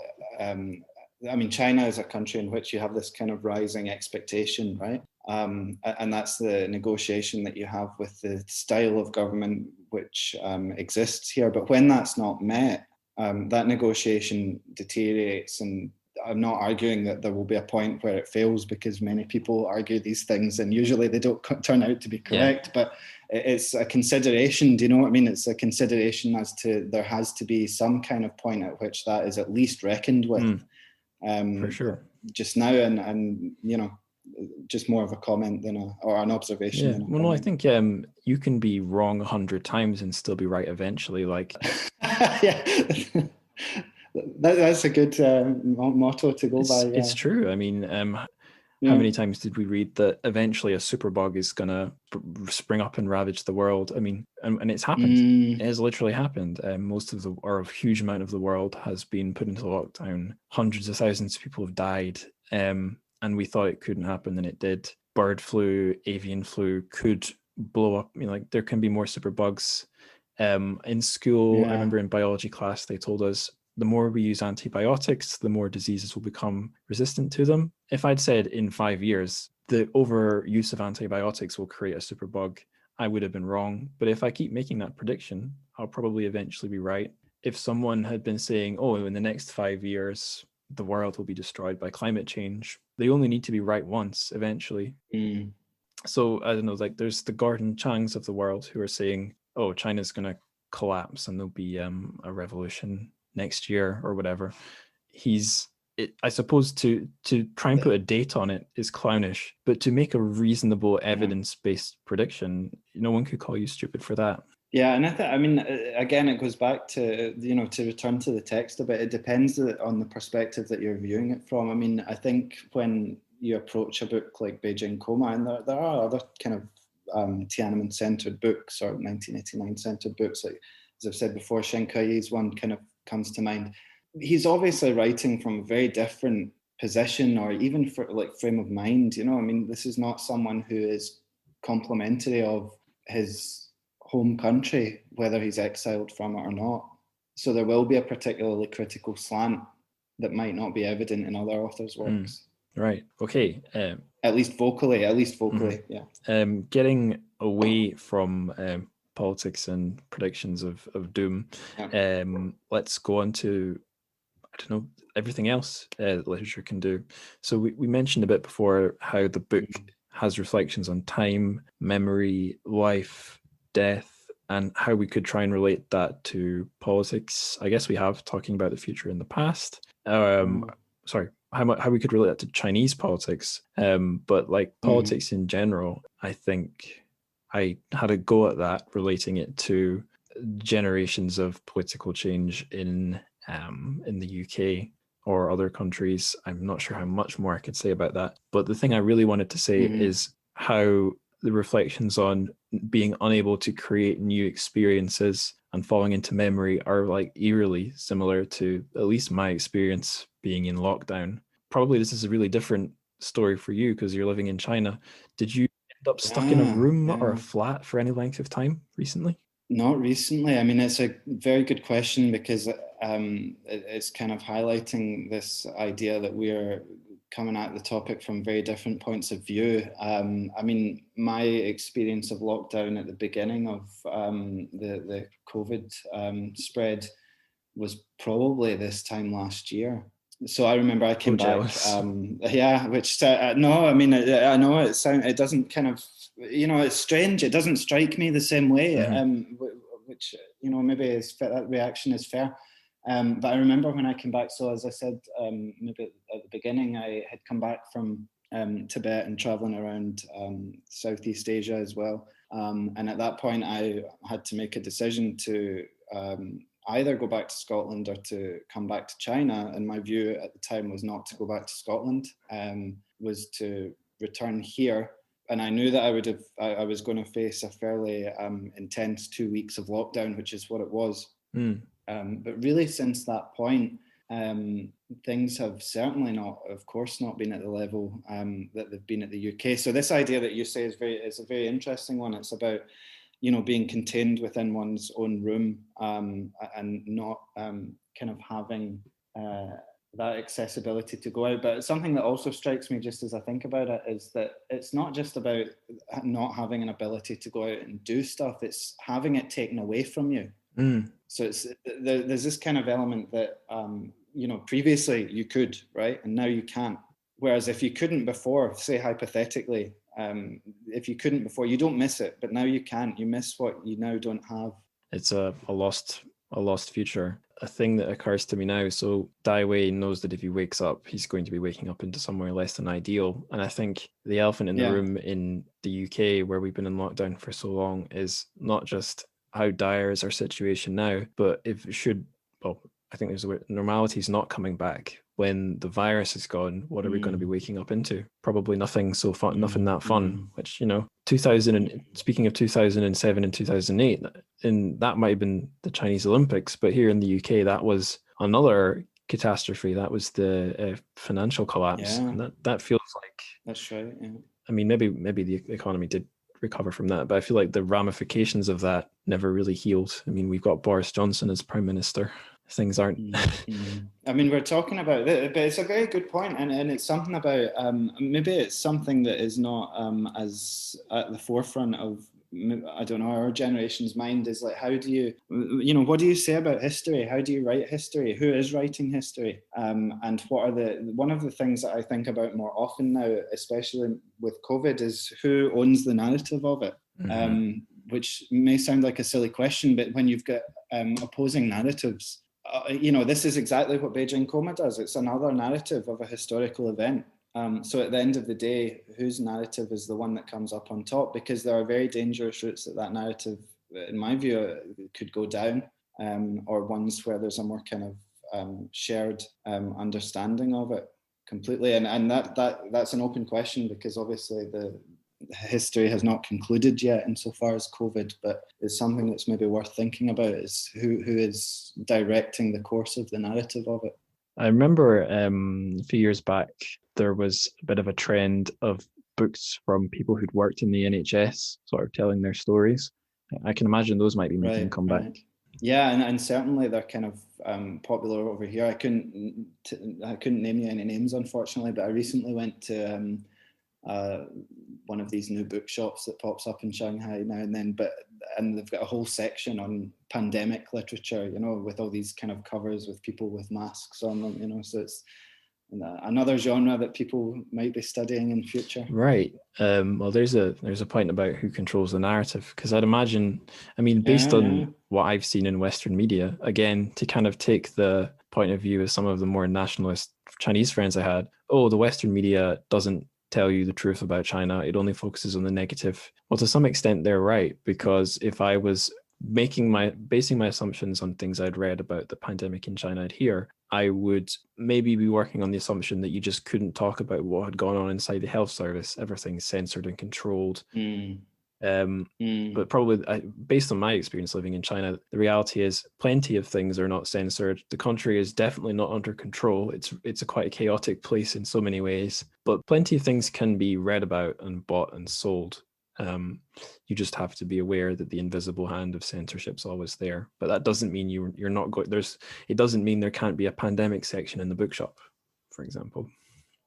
Yeah, exactly. And a kind of interesting point, just to follow that up, is I can't remember the name. I think it was Fang with Wuhan Diary. Yeah.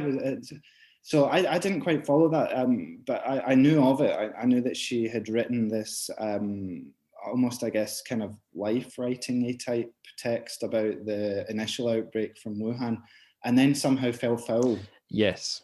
So you're right. It kind of does exist, and then sometimes doesn't, but then also happens through different things as well. You mentioned Fan Bingbing earlier in the I Am Not Madame Bovary, who also fell foul, but not through any censorship or anything like that. It's just because she was avoiding paying tax. So, these things happen just as equally back home as well. Yeah, shed a tear for all rich tax dodgers.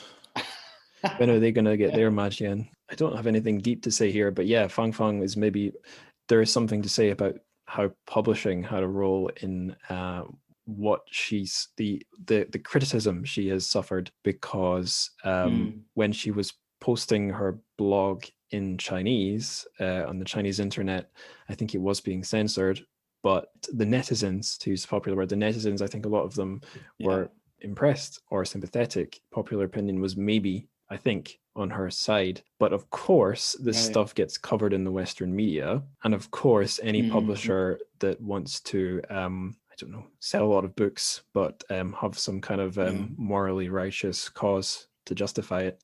I think they were all competing for the rights to translate and publish this thing. And HarperCollins banged it out in English. A German publisher banged it out in German very fast. And of course, from that point, it becomes very easy to attack Fang Fang for giving ammunition to the the critics of China.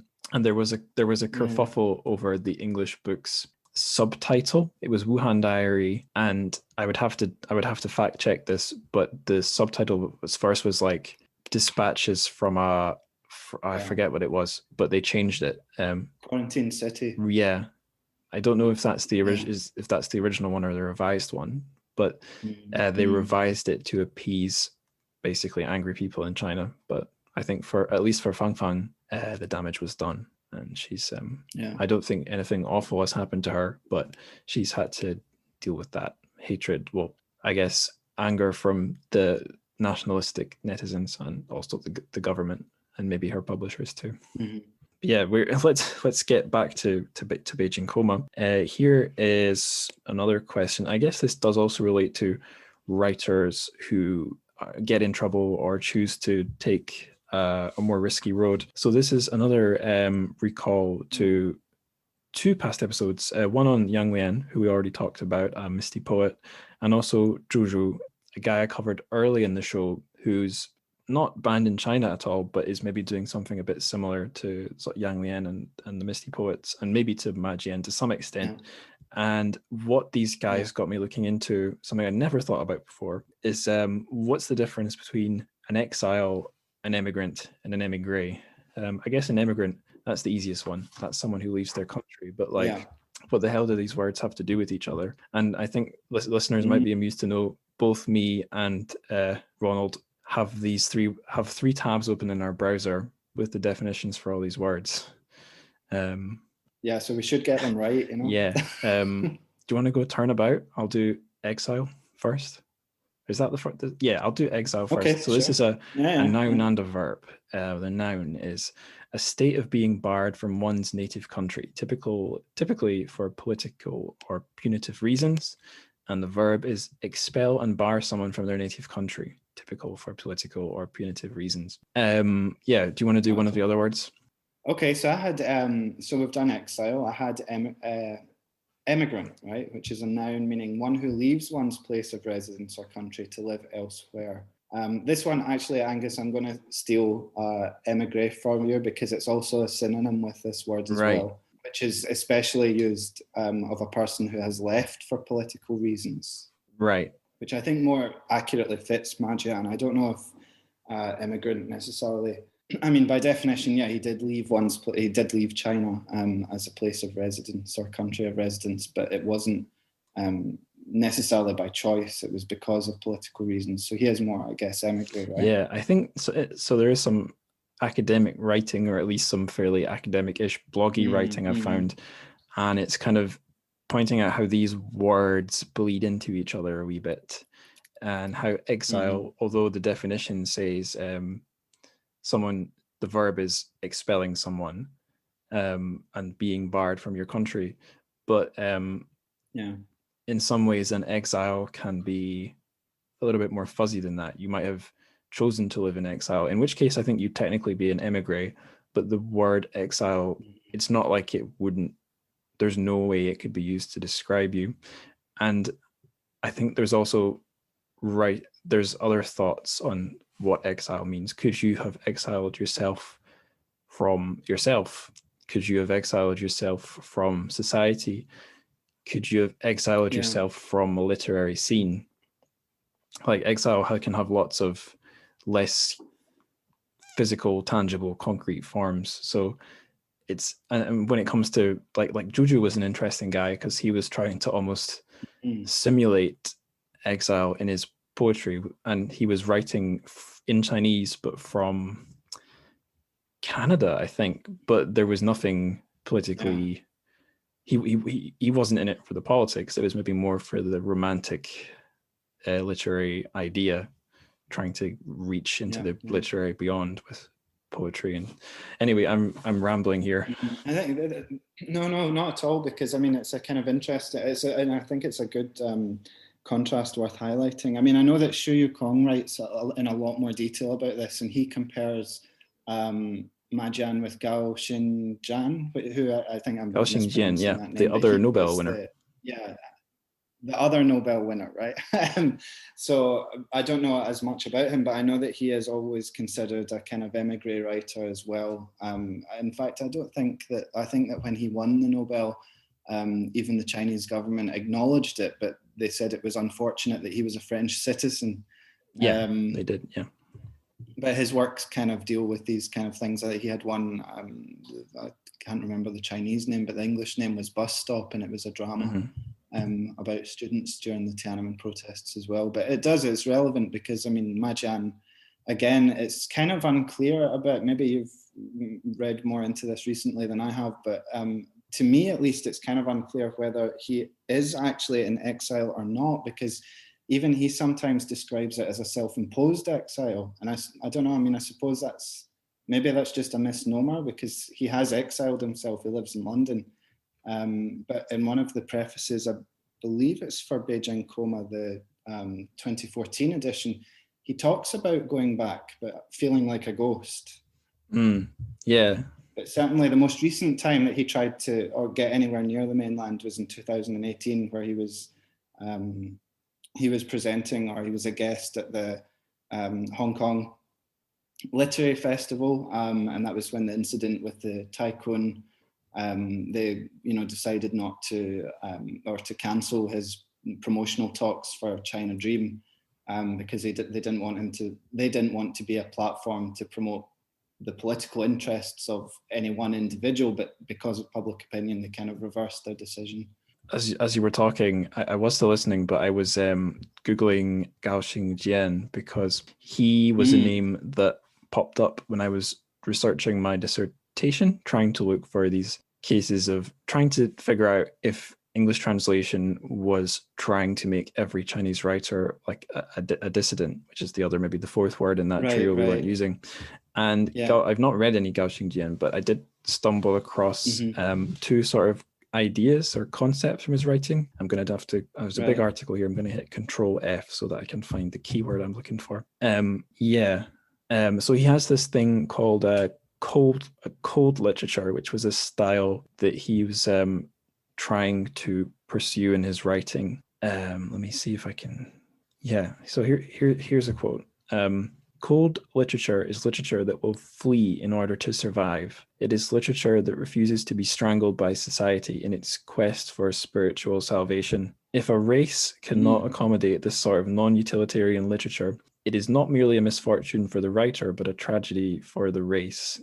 And there's other things he writes that are along a similar line. And there's another idea Gao has, again, which I've only read secondhand, called noism, which is basically, I think, just refute. Oh, this is Japanese. No, I think it's noism, as in like saying no and then ism stuck on the end. I think that's what it is. So again, like refusing to be anyone else's, refusing to be strangled by any society or any interest in society or what. So, but of course, if you're a Western publisher, are you going to say that, or are you going to say he's in exile? Of course, if you're trying to sell your books, you'll go for that.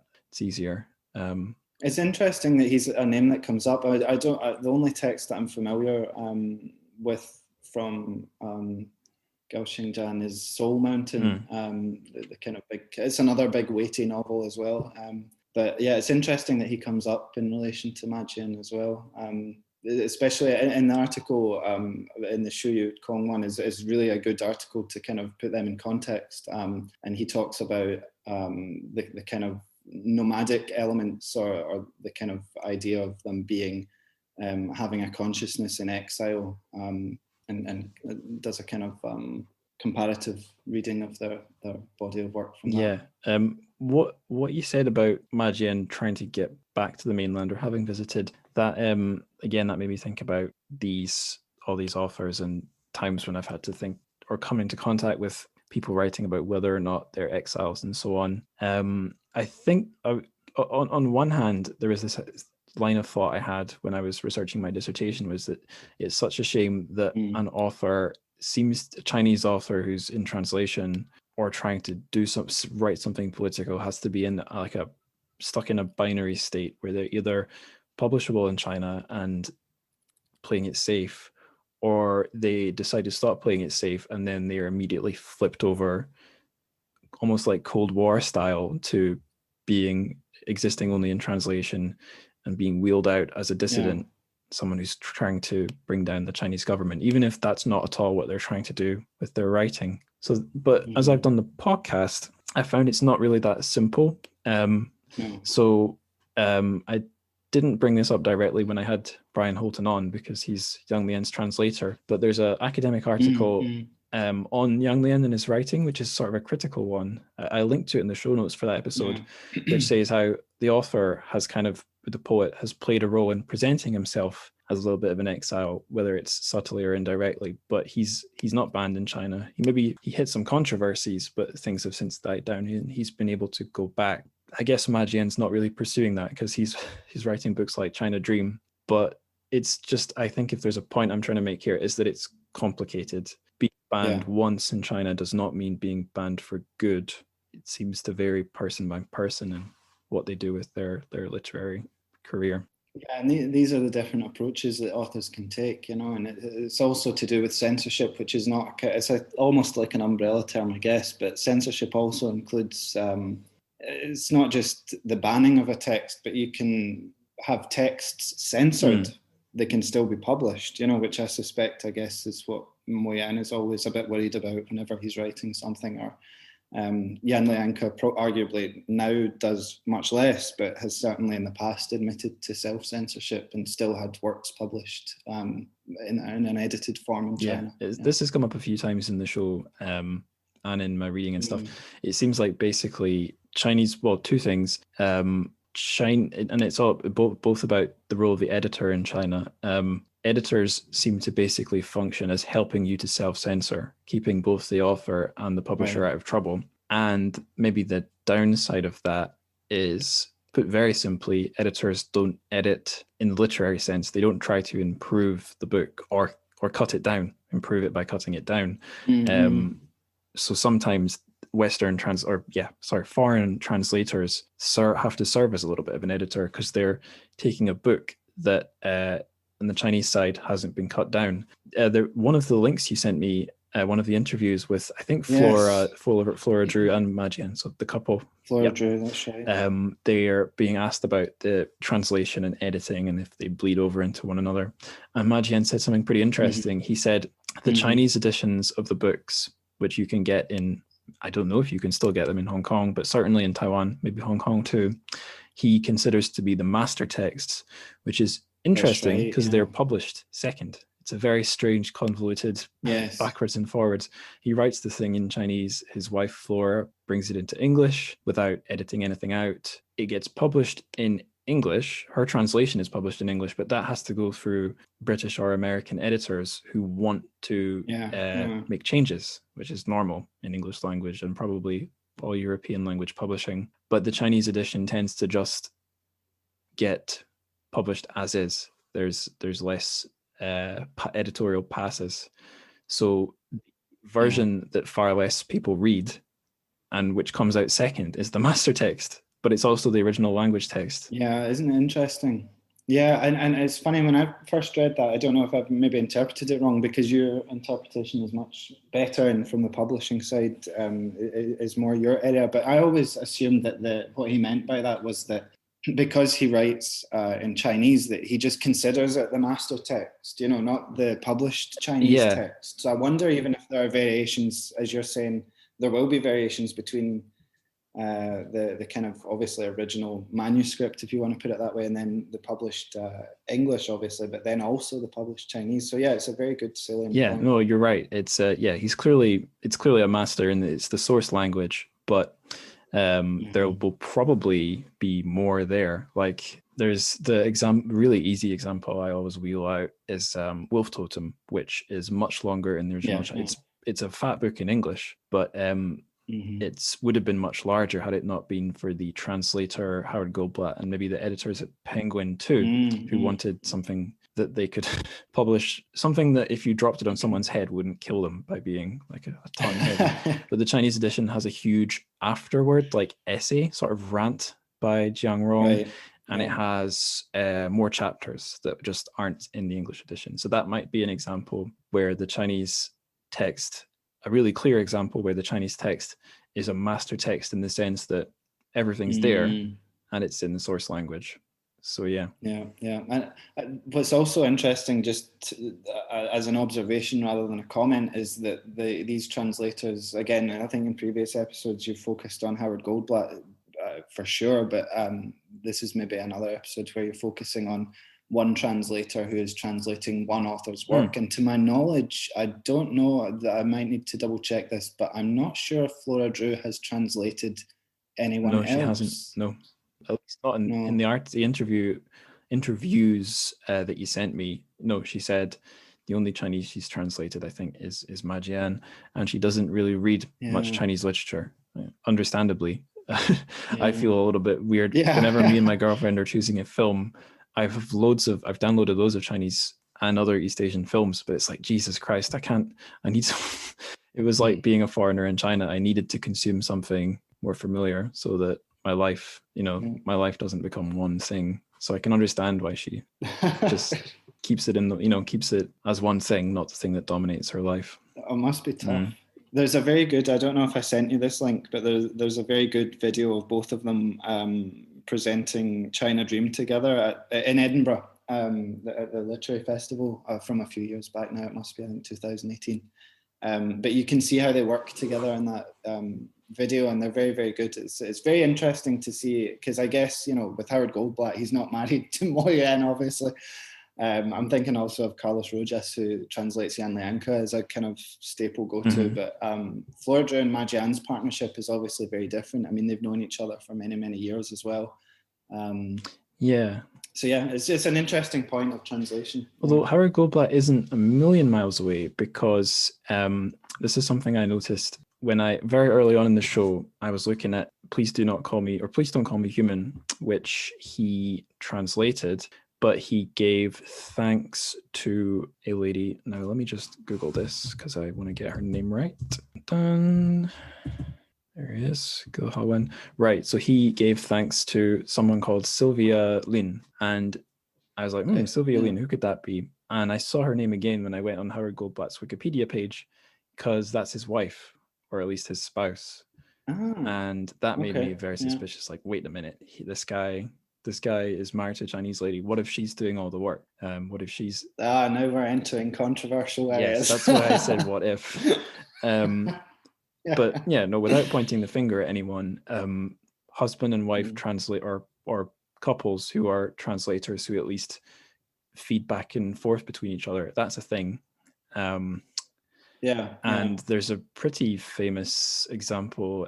They were in-house translators with Remin Wenshue, Chu Ban She, interesting. Gladys Yang, and Yang Xianyi. So Gladys was not a Chinese lady with an English name, as I first thought. She was an English lady who married this guy, Yang Xianyi, and I believe they translated stuff as individuals, but they also did joint translations as well. So episode 1, I did something they translated. It was Lu Shun's Diary of a Madman, and they translated a collection of his works called, what was it in Chinese was Nahan. What was the English?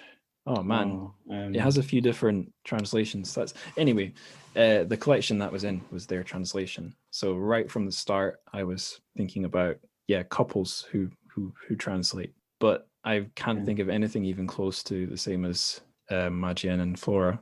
And the story of how they met is an interesting one too. Yeah. No, I just have a note here of how they met, but maybe you've got more. But it was during the Hong Kong handover, right? Right. What I remember from the interview, I don't remember the occasion. I guess that was it. But she had gone to interview him, I think, and during the interview said something like, "I'd like to translate something you've done." And right. I think from his account, he was quite taken with her. I was like, "Oh, she wants to translate me," and who knows? But they've ended up married with kids, and now she's his translator. So yeah. Which I think, I mean, this translation argument, it's a kind of easy one to go to, right? It's easy to be critical about translations, I guess, but I think anything that is making these texts accessible in some way to a foreign audience is a good thing. The one critique that I would maybe have of, and it's not of Flora Drew, because actually I think her translations are well, we can't really easily tell because of the complex situation with the original Chinese or the master copies, but I suspect they're probably fairly accurate. Yeah. But the problem with translators, as you probably know more than I do about, is that if you have the same one, especially with a novel that's as politically kind of charged as Beijing Coma, which deals with moments of history which are being kind of almost autobiographically recalled, is that Flora Drew doesn't have the autobiographical experience that Ma Jian has. I mean, Ma Jian was at Tiananmen Square in 1989, but Flora Drew wasn't. So it's a kind of secondary, if you want to argue the translation point, it comes as a kind of secondary history then. Although, I don't know if you agree with that. No, I think that's fair. I mean, I guess that would apply to almost every translator. Even if they're Chinese, who's to say that they're never going to be the same person as the author? But I like the counterpoint there is at least she's got someone literally in her house who she can tap on the shoulder and be like, what was that like being there? It's a plus. Absolutely, and I think that speaks in the text. I mean, it's obviously the text itself is incredibly kind of detailed, and that kind of detail doesn't come from a relationship or a translation relationship, publishing relationship, where you're not very, very close to the source itself, right? A thing I try and ask whenever I have a translator on the show is like, did you work a lot with the author, and if you did they appreciate you bugging them, fact checking stuff, or did you drive them mad? And I think in one of those interviews, Ma Jian says, obviously lovingly, like, yeah, she does drive me insane with questions. It's awful. But at least it's not by email. Which is better than the opposite, where Mo Yen said of Howard Goldblatt, I don't care what he writes, I mean, he can go and write, he's my voice in Chinese, in English, but, I can't read it. So as long as it's a good book, then I don't mind, and Yat Naimka has said similar things as well. Yeah, it's something, I guess that there's something positive there in that he really trusts Howard Goldblatt, but yeah, some trust is blind trust. Yeah. Okay, so before we get ourselves in trouble, talking about spouses and translators and stuff, let's get ourselves in trouble in a different way, talking about the fleshy side to this stuff in this book. Yes. But I think maybe in Chinese lit in general, I mean, I don't have much more than impressions to go on. I don't know if you would, but I said before I guess the original Chinese title of this book translates to something like flesh soil, meat soil, but probably more poetically like the land of flesh or something. And it's totally a fleshy book. Do you want to say anything about that before I start going on and on? Yeah, I mean, I think that this kind of refers to, I mean, not just the physical book itself is a big kind of meaty novel, but the idea of something that we've kind of touched on but haven't focused on as such, and I would bring it in here, is this idea of like genre, and what genre does this novel fit into? Because obviously it's a historical novel. It's not an alternate history novel, I don't think, or you could argue that it is, but I don't think it is. But it's a historical novel, but I would suggest that it's maybe more accurately a kind of historical horror novel. It does verge on the horrific by definition. I mean, some of the descriptions are very, very visceral, which would relate again back to the original Chinese version more accurately, I guess, than Beijing Coma, which seems a more, it's physical insofar as the coma itself, but that's more kind of the main character's condition. But interestingly, it's not the first time that Tiananmen has been, or the events of 1989 has been described as such. And it's probably, again, worth noting, we've talked about Shen Kai, but I bring her in because She's probably the only other author alongside Ma Jian that I think the novels are quite comparable. So she's the author of Northern Girls, but she describes in Death Fugue the Tiananmen moment as well, and her novel reckons with the possibility for China's future. I'll just be very, very brief in kind of pre-saying this novel because I don't want to take it away from Beijing Coma, but it's just to highlight the idea that not just Beijing Coma, but this event itself is conducive for this kind of description. So in Shen Kai's novel, she describes the main character, Yang Ming Liu, who grapples with this idea of the personal and political fallout of Tiananmen Square. And the key center point, which again is a kind of, we could use descriptions that we've used before, like landmark, or even Tiananmen Square itself being at the center of the moment. The novel centers itself around this enormous column of excrement in the main square of a fictional city called Beiping. So they're obviously, yeah. So this tower appears and provokes students and other people's intellectuals and things like that to protest. And the government explains it away as mere kind of guerrilla dung and removes it quickly. And this is only in the opening pages of the novel, but the bulk of it takes place 20 years after, which again, so you've got this playing with time, which is similar with Beijing Coma. It takes place 20 years after the tower incident, and it descends again into this kind of Huxley-esque dystopian techno-theocracy kind of thing, as these novels tend to do. But the point to go back to is why is this kind of genre? It is historical, but it's also horrifying. There's elements of maybe Angus, you can help me with the word here. I don't know. Are you looking for a Chinese word?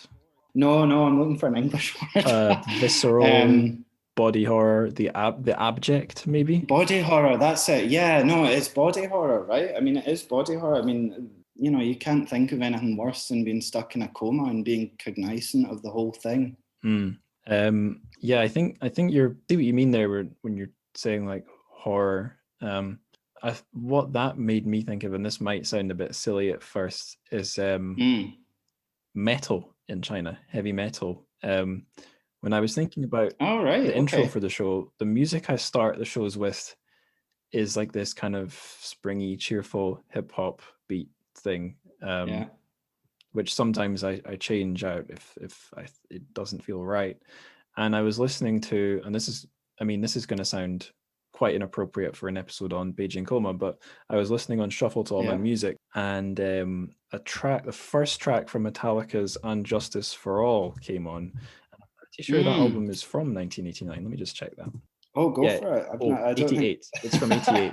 So the year before. Okay. And the intro, it immediately becomes pretty inappropriate. It becomes like a heavy metal song. But it opens with these, I think, a twin guitars kind of mournfully sounding like they're building up to something nasty or scary. And I was like, oh, maybe I should use this as an intro for Beijing Coma, this episode. And I decided against it. But it occurs to me, as you were talking about the horror, trying to read the book as a horror novel, the thought popped back into my head. And now I'm thinking, if you look up Chinese metal bands, at least today, the biggest scene in Chinese metal seems to be black metal. Yeah. Which is it can be very sort of cheesy and silly, or it can be very grim. And it can have a bit of a historical angle. And all those Chinese black metal bands I've seen on Bandcamp, a lot of them, they're drawing on Chinese or East Asian beasts or mythology. Maybe that's got nothing to do with historical events. But the general tone is quite serious, quite, if not bleak, then uncheerful and grim. And it makes me think of when I've read through Chinese history of some of the things that have happened, never mind in the 20th century. Sometimes the body count, it's mind-boggling. If you thinking of I don't know, things from European history, the Mongol or the Hun invasions or the collapse of the Roman Empire, the Black Plague, things like that seem to have happened in China so many times, when the history can be so maybe not upsetting, disturbing to read if you try and take seriously what it must have been like to be there for these various events. Very Yeah. interesting. Yeah, and it's not to interrupt you, but it's a good point, and it's something that I think that it often requires a bit of, I mean, we're looking at Chinese literature, well, pretty much all the time. But if you're not as familiar with it, or if your focus is not so much on China, you do forget. Recently, I was at the Shanghai, the Propaganda Museum, the Propaganda Oh yeah, Poster Museum. Did you ever yeah. go? And I picked up a Chinese poster of Fidel Castro posing heroically. It's on my wall. Oh yeah. So is that the one with his hand and a kind of like Mhm. as if he's reading notes off his Yep. fist or Yep. something? Mhm. Yeah. So it's relocated. So I don't know if you went to the previous location, but it's now in a nice kind of up-story Oh, office, with nice views and things like this. It's moved from the old great. basement that it used to be in. That's a happy Um, story, I suppose, in a way. Yeah, which is good because it's got a nice collection. Although they do spell Elizabeth Taylor's name wrong, I did notice, but they seem to have some odd picture of her visiting at some point. But Whatever. anyway, the point is that I was there. Yeah, odd connection. But anyway, I was there with a friend. He lives in China, of course, but is not as, I guess, into the history or just knows bits and pieces. But we were talking about things like the Great Leap Forward and the Cultural Revolution and the dates and the figures and things like that. And it's very kind of, it's interesting though that maybe it's out of turn to say so, but in a general kind of consensus way that people don't know as well the death counts and the numbers and the figures of these events. But this is all, which is what struck me looking at these posters, this is all very, very recent history. I mean, it's within the last 60, 70 years. It's not even within the last 100. Yeah, totally. A way that I try and think about, I guess this isn't as far back as things like the Great Leap Forward, but the slightly uncanny thing about the Cultural Revolution going from the late 60s into and petering out in the 70s, that's a very close parallel with the sort of hippie new left movements in the US and the UK and Europe. It's about the same time, and there is maybe something, they've got something in common in that they're sort of radical lefty popular in some ways populist movements, but on the other hand they couldn't be more different because one was about liberation and the other was only about liberation in words. Otherwise it was absolute misery for so many people. But the other thing is, it's not that long ago. Plenty of people are still alive who lived through that. And I think a way I weirded myself out, even my first year in China, when I didn't know all the history, was whenever I saw an old person, well, not whenever I saw an old person, but occasionally it would hit me. I'm seeing a lot of old people here, and God knows what have they seen. Maybe some not that much, but I'm sure loads of them had lived through stuff that no one I know in the UK lived through. Yeah, I mean, you're talking the same generation in our context, perhaps, that saw, that at least, you're talking about the Beatles, right? I mean, I know that my parents would talk about that time period as being the Beatles and whatever. Over here, it's a very different, of course, it's a very different reality. And I know people who whose parents were at the bad end of the Cultural Revolution and they don't talk about it, which is, I suppose, the difference, is that there are things that are so still exist as historical kind of traumas that are just not spoken about, or at least are spoken about in very hushed terms. Yeah, I knew one girl in Shanghai who she had a grandpa she referred to as my cool grandpa, who likes to read the news from Taiwan and doesn't believe everything he sees in the state news and so on, and I think had a VPN or something. And I think I asked her, like, is that because he's a free spirit or whatever? And she said, well, kind of, but also in the Republic of China, my family were rich and they got completely, well, they were not allowed to be rich once the revolution happened, but I guess they must have squirreled the money away somewhere because they came out the other end in the 80s and were rehabilitated. But for this cool grandpa, he's not going to forget. He maybe doesn't, he's not trying to overthrow the Shanghai municipal government, but the memories live on. I was going to say he's maybe an exception in that his grandchildren were willing to talk about him and some of the stuff that they went through, even if it's just hints rather than the full story. I don't know if that's the norm. I don't know if it's the norm. No, I mean, I suppose that's a kind of project in itself, isn't it? It's a kind of difficult one to answer because you would have to have a decent enough cross survey of people to have a decent answer to it. I suppose to return to the question, about Chinese literature having the reputation for being fleshy. I mean, maybe this is a kind of, in the way that we think about periodization, maybe especially in the kind of more British canon, we think of, you know, periods of literature. Maybe this is a kind of periodization element of Chinese literature, because when you've come through a history which has had such vicissitudes of up and down times, you know, famine, starvation, hunger, of course you're going to get a peak of people in Chinese literature talking about food. I mean, food recurs in Chinese literature a lot. Also, like human senses and things like this. It's interesting, though, as well, that you related the novel earlier to thinking about things to do with sci-fi. I mean, Beijing Coma, to me, on a very first reading, if you're thinking of comparative texts, the one thing that I relate it to is Frankenstein. A number of years ago, I had heard quite a convincing analysis of Frankenstein being, you know, obviously it's about the monster and scientific discovery and things like this, but there was a very good analysis of it made at a conference, and the speaker was arguing that the creature, the Frankenstein's monster, is built of obviously different body parts from different people, but clearly people who were not wealthy, and, you know, they were stolen from graves and things like this, and that the monster itself is the kind of body politic rising up. It's an analysis of Frankenstein as the French Revolution, and Dìbiāo has similar kind of parallels to that he is comatose, he's out the game, but is he the body politic as well? I mean, has he been sedated and numbed beyond belief by the context of the environment in which he lives? But it's you know, to do with the flesh and the inability, his body functions work, right?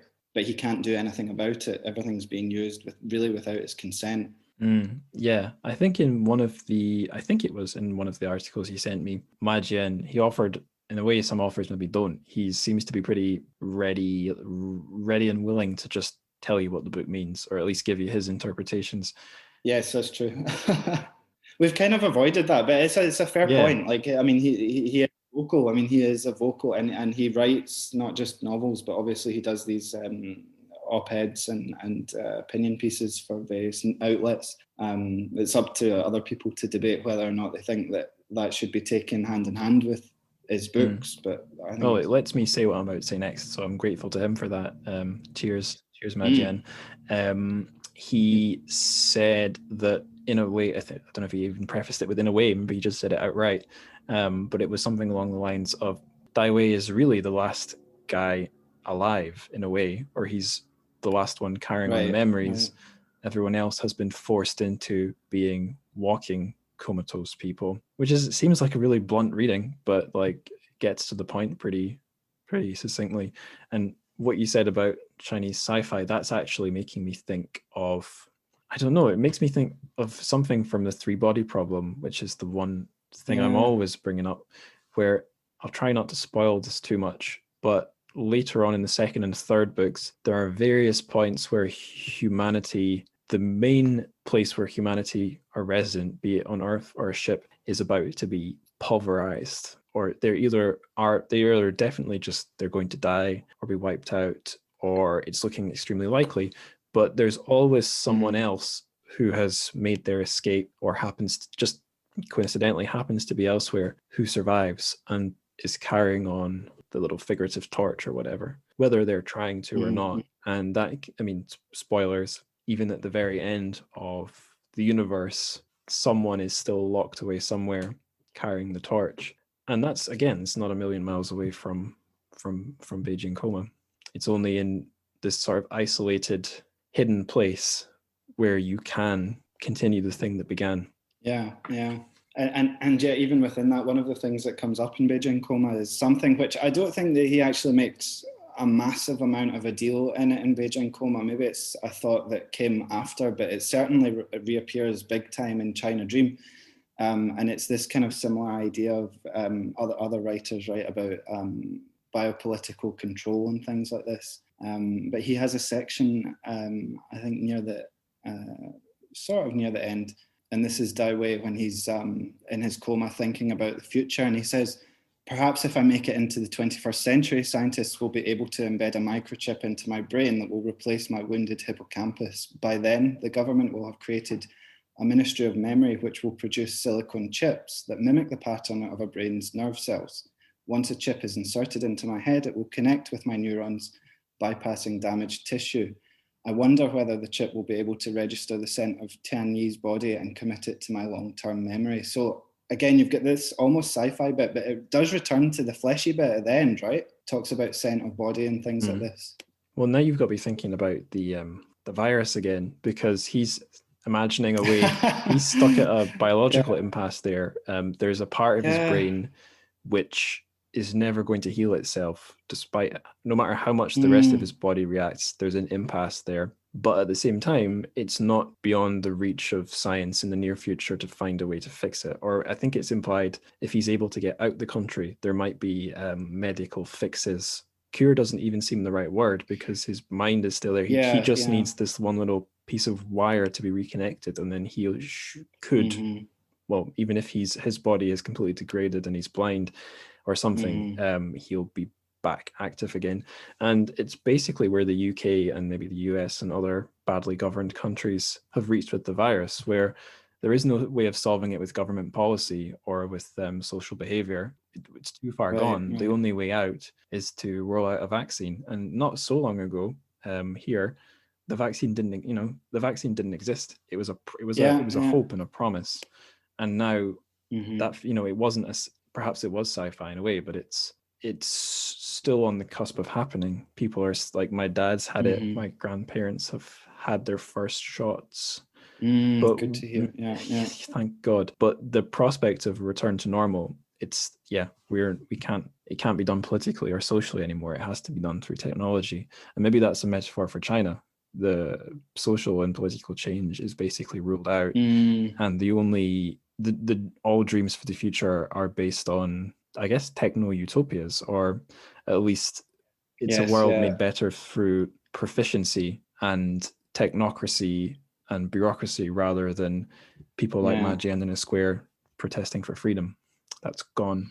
Yeah, very interesting. I mean, that's exactly almost the kind of narrative. If you wanted to go from Beijing Coma straight into China Dream, that's exactly the kind of trajectory it takes. But almost the opposite kind of conclusion from what your outcome would be, whereby that passage where they're talking about the microchip and the Ministry of Memory is taken by Ma Jian to the kind of satirical nth degree, where it becomes a really quite a sinister kind of and maybe this is where the novel is somewhat kind of crosses into that genre of like historical horror novel, because the future is an unseen kind of thing, right? So the consequences of these technological or bodies and human bodies being merged with technology is a kind of horrifying thing, and it has been since Frankenstein, right? Yes, and this actually is getting quite uncanny, because the last episode I did was on a horror book. Basically, it was some Lovecraftian style stories from the Chinese internet, which were, at least on the surface level, there's nothing political about them, but the two translators, especially one of them, are open. Well, yes, definitely one of them, and the other, I will say nothing, is interested in, or is this strain of thinking that I think it goes back into quite far back into the last decade, but it hit quite a surge in popularity with the election of Donald Trump, and it was this line of thinking called neo-reactionary thinking, which is about as awful as it sounds. They basically, again, it's the are we the bad guys thing. It's a hope for a dark future. The way of skipping over the adoration of like kings and states becoming corporations, or vice versa.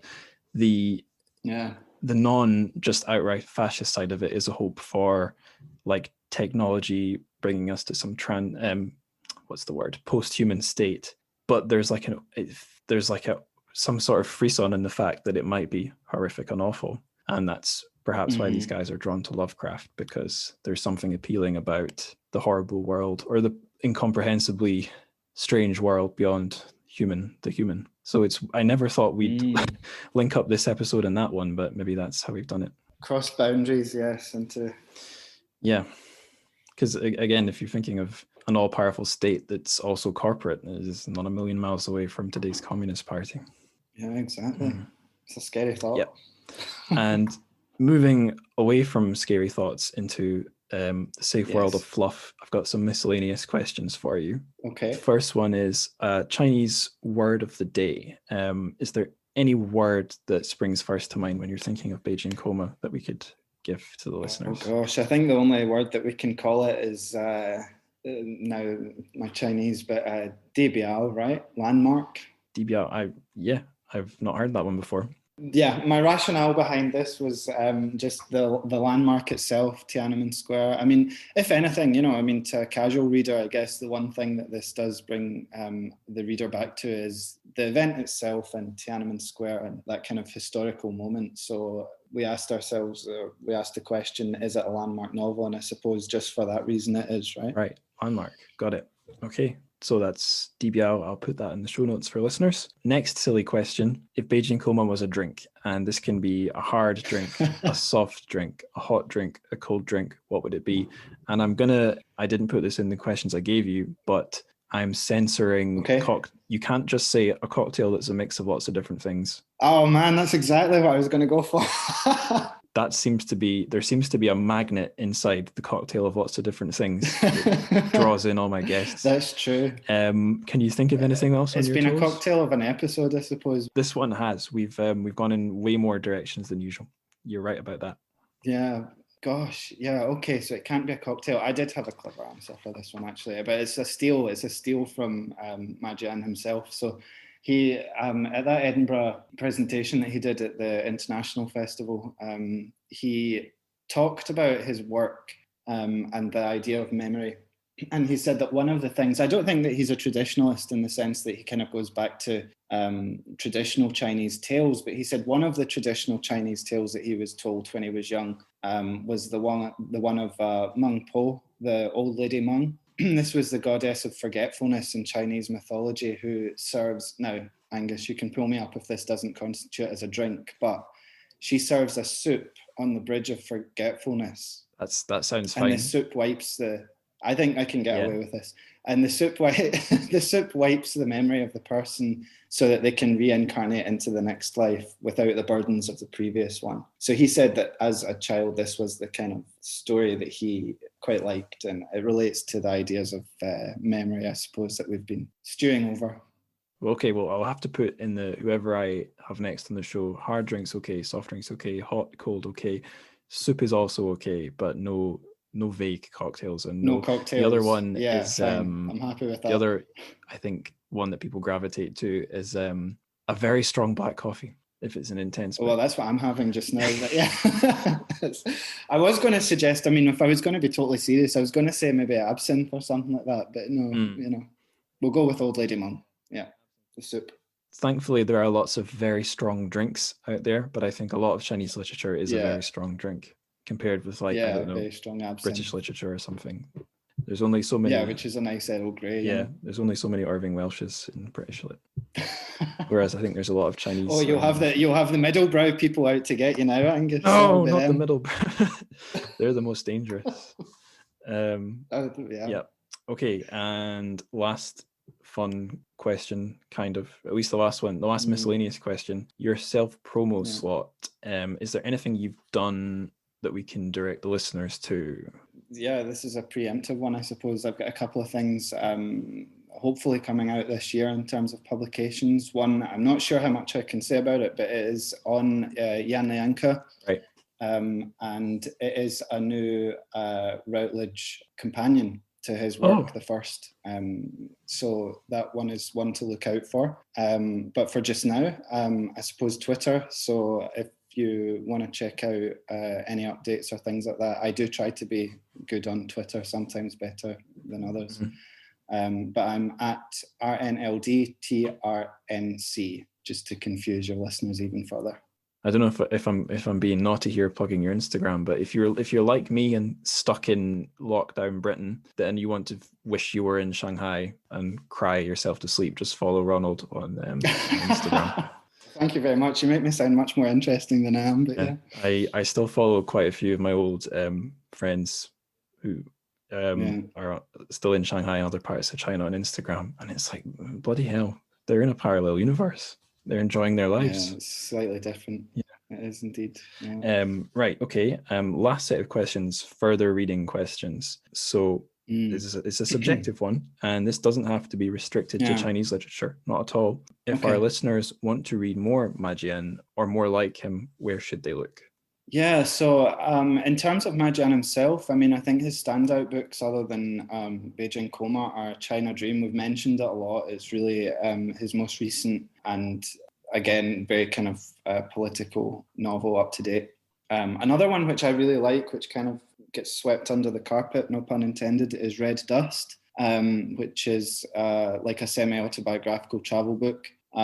Describes his journey through China after the anti-spiritual pollution campaign, so that's worth a read. And again, if it's Ma Jian, the other book that I would recommend is Stick Out Your Tongue, which we've also talked about before. In terms of works like him, we've mentioned Shinkai's Death Fugue. I think that's worth a read. It's kind of difficult to get, though. I don't know if it's very easy to buy copies. Angus, you mentioned Madeleine Thien's Do Not Say We Have Nothing. I think that's kind of worthwhile dipping into, just for another very, very different take on this event, right? Mm-hmm. Yeah, I think I will press on to the very last questions now. What are you reading just now? Yeah, so just now, again, it's kind of connected, which is totally by accident, but it's a book, it's a non-fiction called Beijing from Below, by Harriet Evans. It's at University of Westminster. It's published by Duke University Press. And this is about the demolition and construction of the Beijing's Dashilar area, the area south of Tiananmen Square. And this was in preparation for the 2008 Olympics. So we've talked about this earlier. And basically what Evans is doing is she's capturing the kind of last gasps of the residents' life in this area through oral histories and memories of different neighborhoods and families. Cool. And I was very lucky. I met her at a conference in Barcelona a number of years ago now, when she was kind of writing the book, and it's just very nice to see how it's come into publication, as well as just kind of being a very kind of eminently readable account of history, which is now, at least on the surface, disappeared. In terms of fiction, I was recently gifted a book called Balloon. It's Tibetan in Chinese. There was a movie made of it as well, I think, this year. So I'm reading that in terms of fiction. Cool. Balloon. Okay. So Balloon and Beijing from Below. Got it. Both good reads. Okay. Can I also make one more plug, Angus? Do it.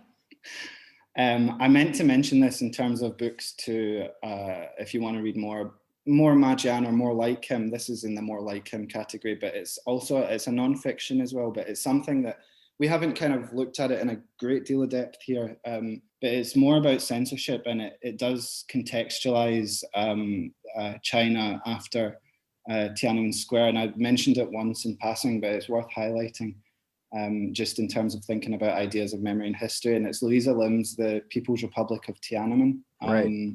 And it's a really good non-fiction side read. If, like me, I like to read kind of non-fiction along with the fiction, but if you're reading Beijing Coma, if it's your first read of it, it's a really good one to read alongside it, because it just theorizes this idea of collective amnesia, and the texts complement one another very, very well. And I'll use this chance actually to plug the one non-fic book I've read on the topic, because it's talking of interesting perspectives. I think this is almost as interesting as it gets, although certainly not impartial. It's Zhao Ziyang's Prisoner of the State. So this was the book that this is a former big shot from the 80s Chinese government who was essentially on the side of the protesters. The event proved his downfall, spent his life under house arrest, and then recorded this thing on tapes and smuggled it out. And a little bit like Ma Jian, it's probably not, well, it might exist in Chinese, but certainly not in the PRC. It's a very interesting read, and a little bit like Beijing Coma, actually kind of painfully goes through step by step, although I think it's shorter. But anyway, that's our book recommendations done. I think there's more than enough to fill up the show notes now. So unless there's any really final words you'd like to make, I guess, Ronald, I'll thank you for coming on the show, and thanks for being patient every time I called you Roland. No, thank you very much. It's been an absolute pleasure. Enjoyed it, and thanks for letting me ramble about my kind of research and interest in my Jian. Yeah, that's fine. I mean, I ramble so much I can never begrudge a guest for rambling as well. It is just as well. Yeah. And that brings us to the end of the show. So thank you again, Ronald, for coming on. That was a really fantastic chat the two of us had. I hope you, the listeners, enjoyed it a lot. Now, there's one plug in particular that I think I'd really like to push for this sort of end of show section, and that's the Patreon, because I've done, this time around, 2 bonus shows for Beijing Coma.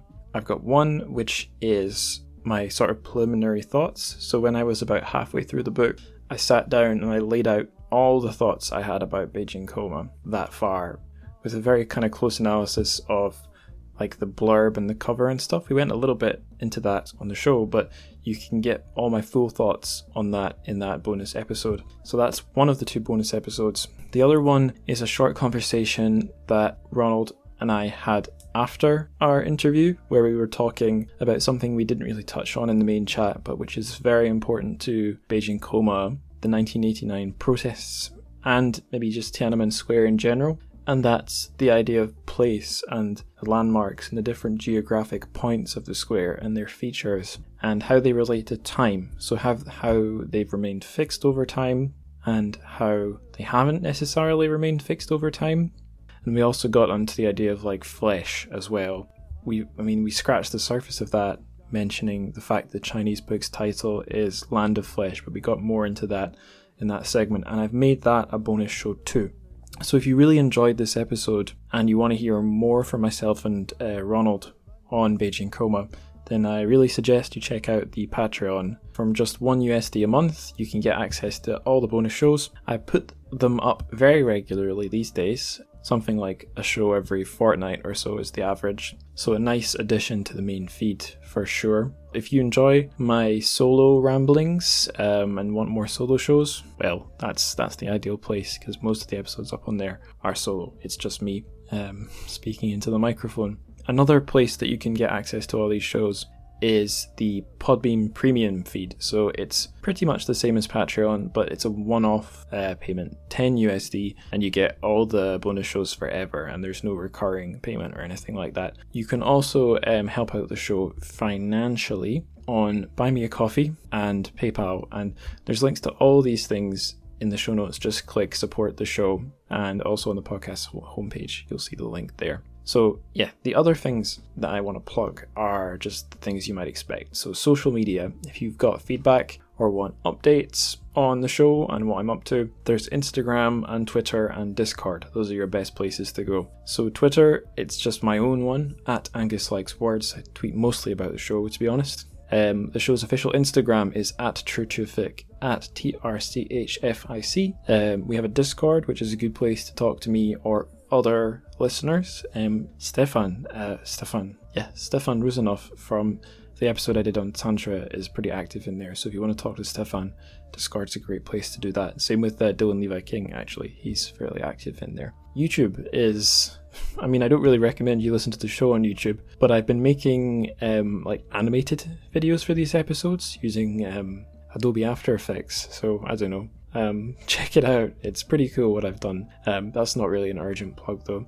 And last of all, the most important thing you can do for the show is spread the word organically, human being to human being. So tell your friends, tell your family, tell your teachers, tell your glands, tell your lungs, tell the officers assigned to make yearly checkups on your mobile fleshy tomb.